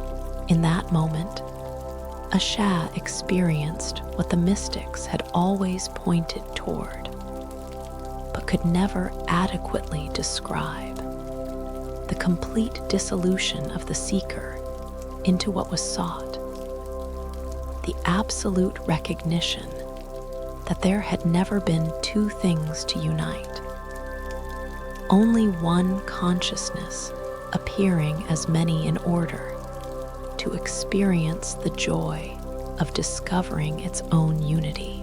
In this moment of perfect culmination, all the characters from the great epics appeared in their essential forms, not as separate beings, but as aspects of Asha's own consciousness, celebrating its homecoming.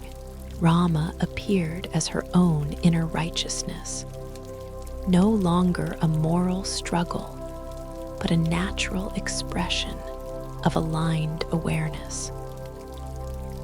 Krishna manifested as her own divine playfulness, the joy of consciousness that had remembered its own freedom. Sita embodied her own perfect devotion, love that asked for nothing because it lacked nothing. Hanuman radiated as her own spiritual strength, power that served love rather than ego. All the gods and goddesses, all the heroes and sages, all the teachings and stories, everything revealed itself as movements of her own infinite nature, aspects of the one consciousness she had always been, temporarily appearing as separate forms in order to create the magnificent drama of awakening. The seeking had been consciousness playing hide-and-seek with itself, and now the game was complete, the seeker and sought revealed as one. As this ultimate recognition blazed through her awareness, like the sun rising in a sky that had never actually known darkness, Asha felt herself beginning to glow with the same light that illuminated the entire mystical realm. She was no longer receiving peace from external sources. She was becoming a source of peace herself, a living fountain of the tranquility that had no beginning and would have no end. Chapter 10: The Return to Sacred Simplicity. As the cosmic dance reached its crescendo of recognition, something beautiful and unexpected began to occur.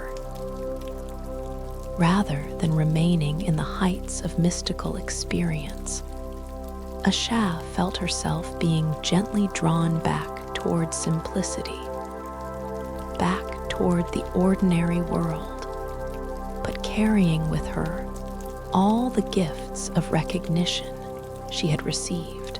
This was not a falling from grace, but the natural completion of the journey, the return home with treasures that would transform every moment of everyday life. The dancing figures of pure consciousness and creative power began to slow their cosmic choreography, their movements becoming more subtle, until they appeared to be breathing together in perfect stillness. As their dance settled into rest, Asha felt the entire mystical realm beginning to gather itself back into the heart space from which it had emerged. The mountain, the gardens, the river, the palace, all of these sacred spaces were not disappearing, but returning to their true home within her own consciousness, where they would remain forever accessible. She found herself standing once again at the threshold between worlds. But now, she understood that this threshold existed not as a geographical location, but as a state of awareness that could be accessed at any moment. The mystical journey had not taken her to some distant realm, but had revealed the sacred dimensions that existed within ordinary consciousness when attention was turned inward with sufficient depth and sincerity. As Asha began to retrace her steps along the silver path that had first led her into this adventure, she noticed that everything looked simultaneously exactly the same and completely transformed.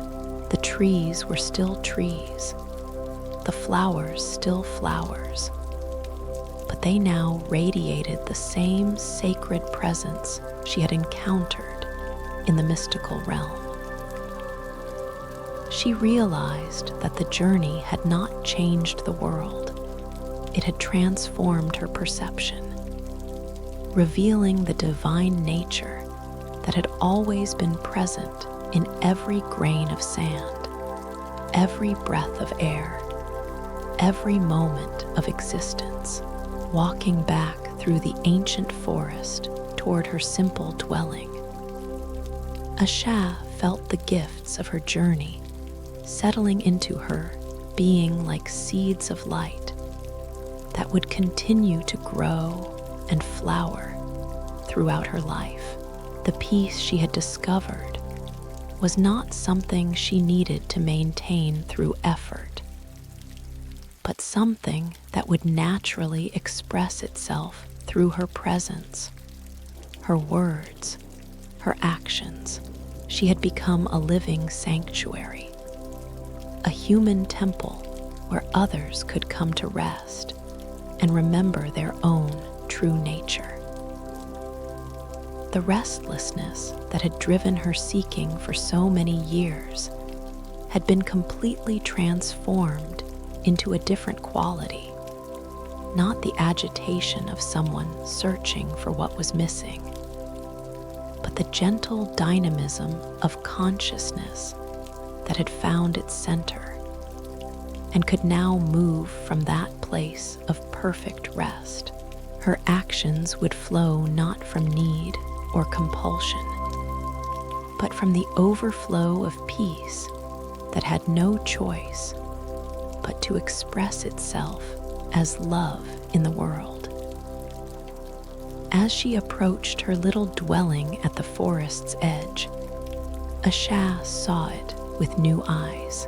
The simple walls that had once seemed to contain her now appeared as transparent boundaries that allowed the infinite to flow freely in and out. The images of the great epics adorning her walls no longer depicted distant stories of other beings, but reflected back to her the movements of her own consciousness in its journey toward recognition. The statue of Vishnu resting on the cosmic serpent, which had first called to her heart and initiated this entire journey, now revealed its deepest teaching. She understood that she, like the great deity, was consciousness at perfect rest, floating peacefully on the ocean of infinite awareness. The 4 arms of Vishnu, she realized, represented the 4 directions in which consciousness could extend itself, love, wisdom, power, and beauty, while never leaving its essential nature of absolute peace, settling into her favorite meditation corner. Asha felt the entire mystical realm taking up residence within her heart. The gardens bloomed eternally in the chamber of her compassion. The river of cosmic songs flowed through the corridors of her awareness.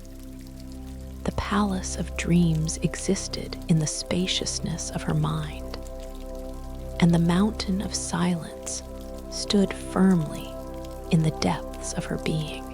She had not visited these places. She had discovered that she was these places, that they were dimensions of her own infinite nature. But perhaps the most beautiful gift of her journey was the recognition that this peace, this rest, this cosmic tranquility was not her private possession. It belonged to every being, existed as the birthright of every consciousness that had ever appeared or would ever appear. Her role now was not to guard this treasure jealously, but to live in such a way that others would be reminded of their own inherent peace, their own access to the sacred realms that existed within every heart. As twilight settled over the forest, painting the sky in the gentle purples and golds that had first marked the beginning of her journey, Asha felt the circular nature of her adventure completing itself. She had traveled infinite distances without ever leaving her own consciousness, had encountered countless beings who were all aspects of her own nature, had received teachings that had always been present in the silence of her own heart. The golden light that had first drawn her into the mystical realm now revealed itself to be the natural radiance of consciousness when it stopped seeking outside itself and turned its attention inward. This light had not come from somewhere else. It had been generated by her own awareness as it recognized its true nature. The entire journey had been consciousness illuminating itself, love discovering love, peace finding peace, as she prepared for sleep, not the unconscious oblivion she had once known, but the conscious rest of awareness that remained awake, even as the body settled into perfect relaxation. Asha understood that every night could now be a return to the sacred realms. Sleep was no longer an escape from consciousness, but consciousness exploring its own depths, visiting the inner temples and gardens and rivers that existed in the space beyond thoughts and dreams. Her breathing had transformed into a natural prayer, each inhalation drawing in the peace of the entire universe, each exhalation releasing blessings to all beings everywhere. The rhythm of her heart had become synchronized with the cosmic pulse she had discovered at the mountain's peak, connecting her permanently to the source of all peace, all love, all rest. The epic tales surrounding her in their ancient frames now served as reminders rather than goals, windows into states of consciousness that she had not only visited, but discovered herself to be. When she looked at Rama, she saw her own dharmic nature. When she gazed upon Krishna, she recognized her own divine playfulness. When she contemplated Sita, she felt her own perfect devotion. The gods and goddesses were not beings to worship from a distance, but aspects of her own infinite nature to embody and express. As sleep began to embrace her, Asha felt the entire universe settling into rest with her. The trees outside her window, the earth beneath her dwelling, the stars wheeling through the cosmic darkness, all of existence was participating in the same divine sleep, the same conscious rest that she had discovered to be the ultimate nature of reality itself. But this was not the end of her story. It was the beginning of a new chapter, one in which every moment would be an opportunity to express the peace she had become. Every interaction a chance to remind others of their own sacred nature. Every breath a celebration of the recognition that consciousness and its rest were not two different things, but one seamless whole appearing as the dance of existence. In her final moments of waking consciousness, Asha felt profound gratitude flowing through her being, not gratitude for something received, but gratitude as the natural expression of consciousness that had recognized its own infinite nature. This gratitude would flow through her dreams, her sleep, her waking, and her actions. A constant stream of appreciation for the cosmic joke that consciousness had played on itself, temporarily forgetting its perfect peace in order to experience the unspeakable joy of remembering. The mystical realm had not been a place she had visited. It had been a recognition of what she had always been. The journey had not taken her somewhere else. It had brought her home to herself. The peace she had found was not something new. It was the eternal rest that had been waiting patiently at the center of all her seeking. The stillness that had been present in every moment of movement.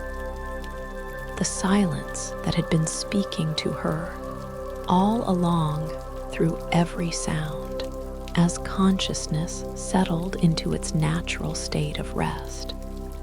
Asha's story became a living prayer, a demonstration that the peace every heart seeks is not a distant goal, but the very nature of the seeker.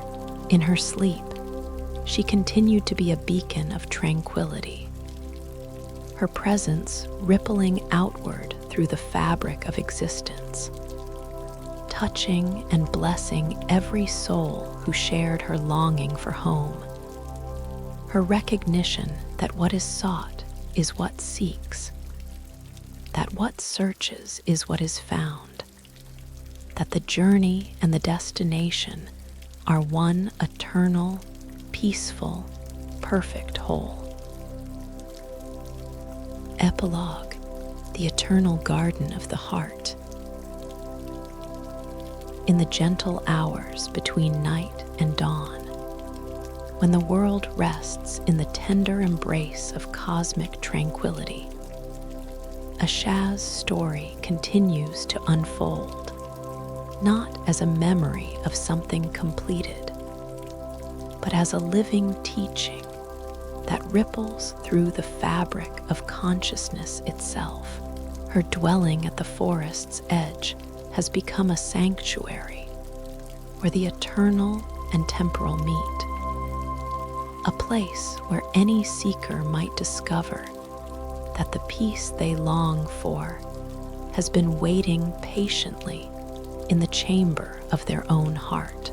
The mystical realm she journeyed through exists not in some distant dimension, but in the depths of awareness that every being carries as their birthright.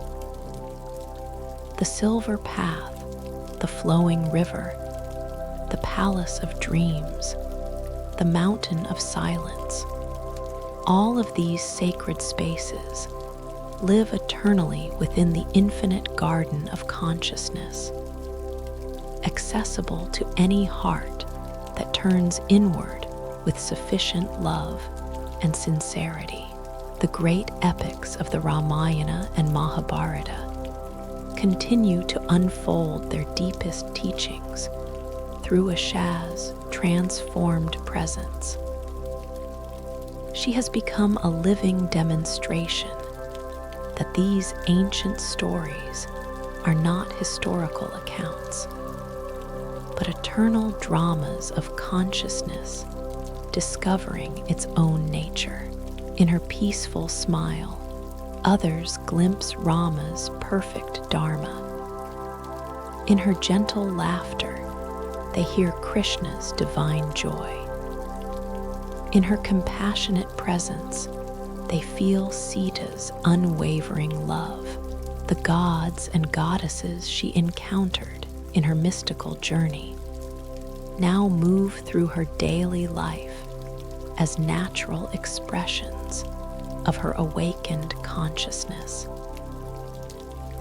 Vishnu's cosmic rest flows through her sleep, turning every night into a return to the source. Shiva's transformative power moves through her presence, dissolving the illusions of separation in all who meet her. Brahma's creative force expresses itself through her words and actions, which serve to remind others of their own divine nature. But perhaps the most beautiful aspect of Asha's transformation is its ordinariness. The profound peace she discovered does not separate her from simple human existence. Instead, it reveals the sacred nature that was always present in every mundane moment. Washing dishes becomes a meditation on purity. Preparing food becomes an offering of love. Tending her garden becomes a collaboration with the creative forces of the universe. The restlessness that once drove her seeking has been transformed into the gentle dynamism of consciousness that moves from perfect rest. Her actions flow not from need or compulsion, but from the natural overflow of peace that cannot help but express itself as service to the awakening of all beings. She has become like a spring of cool water in the desert of seeking, offering refreshment to any consciousness that approaches with genuine thirst for truth. In the evenings, as twilight paints the sky in colors that speak of eternal beauty, visitors sometimes find their way to Asha's humble dwelling.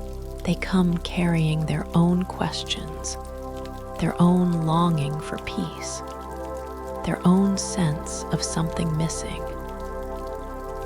But in her presence, they discover what she discovered, that what they seek is not absent, but simply waiting to be recognized in the depths of their own being. Her words, when she speaks, carry the fragrance of the eternal gardens she explored.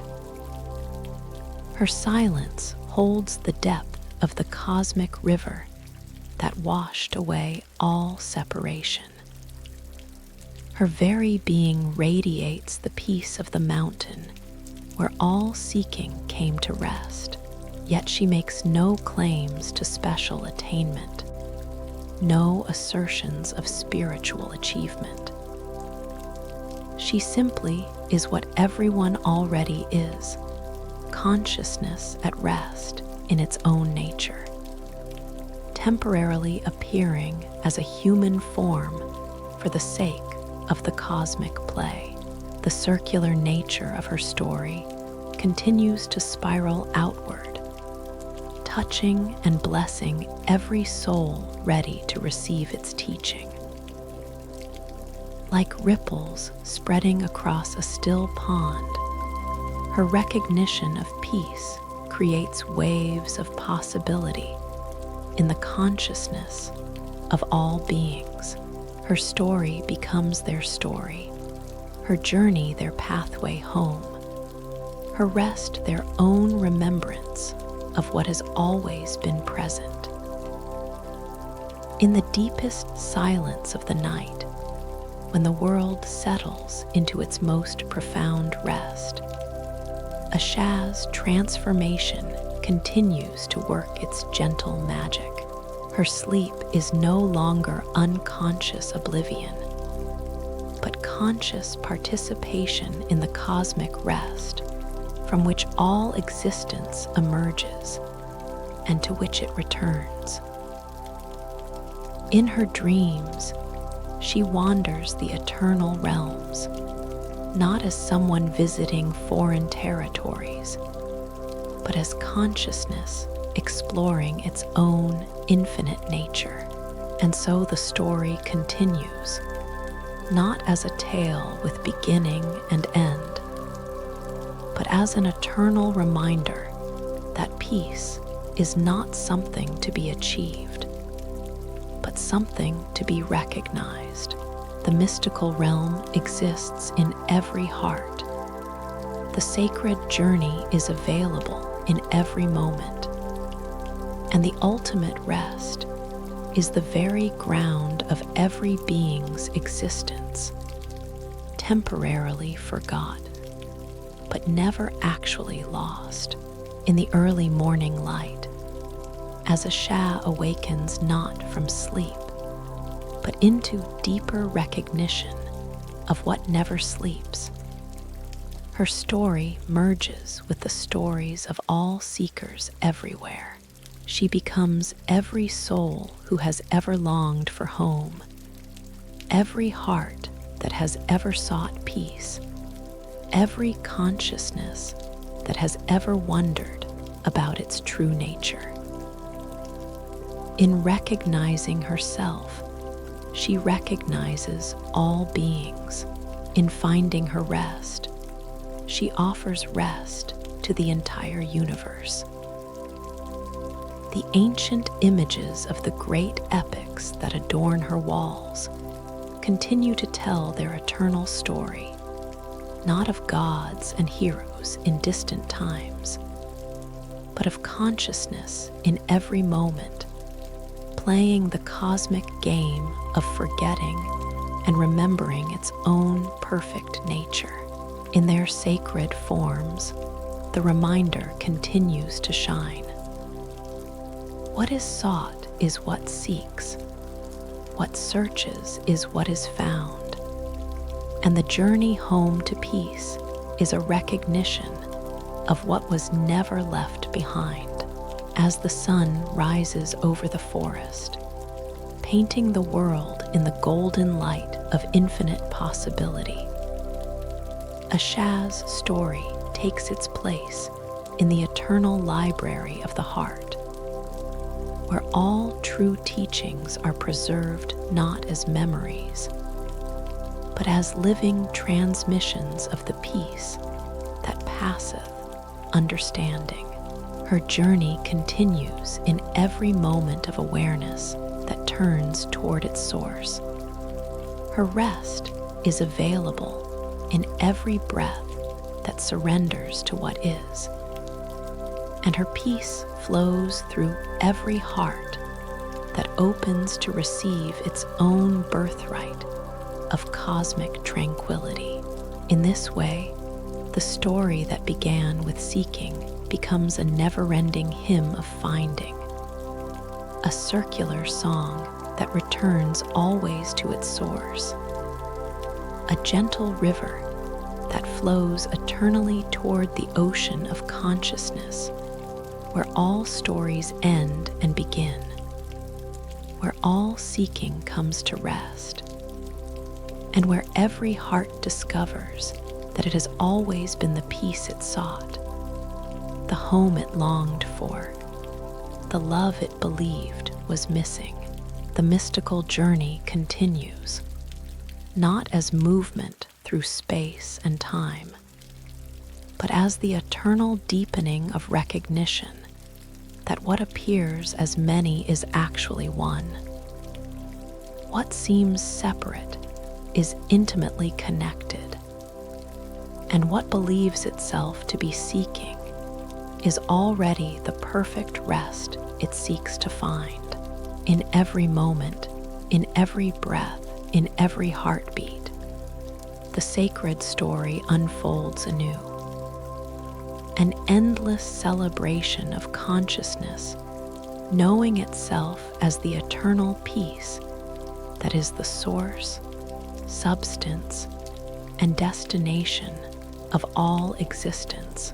And so the seeker becomes the sought, the journey becomes the destination, and the story becomes the eternal silence from which all stories emerge. A peace so profound it contains all movement. A rest so completed embraces all activity. A love so infinite it appears as the entire universe of apparent multiplicity, forever returning to the recognition of its own perfect, eternal, unchanging unity.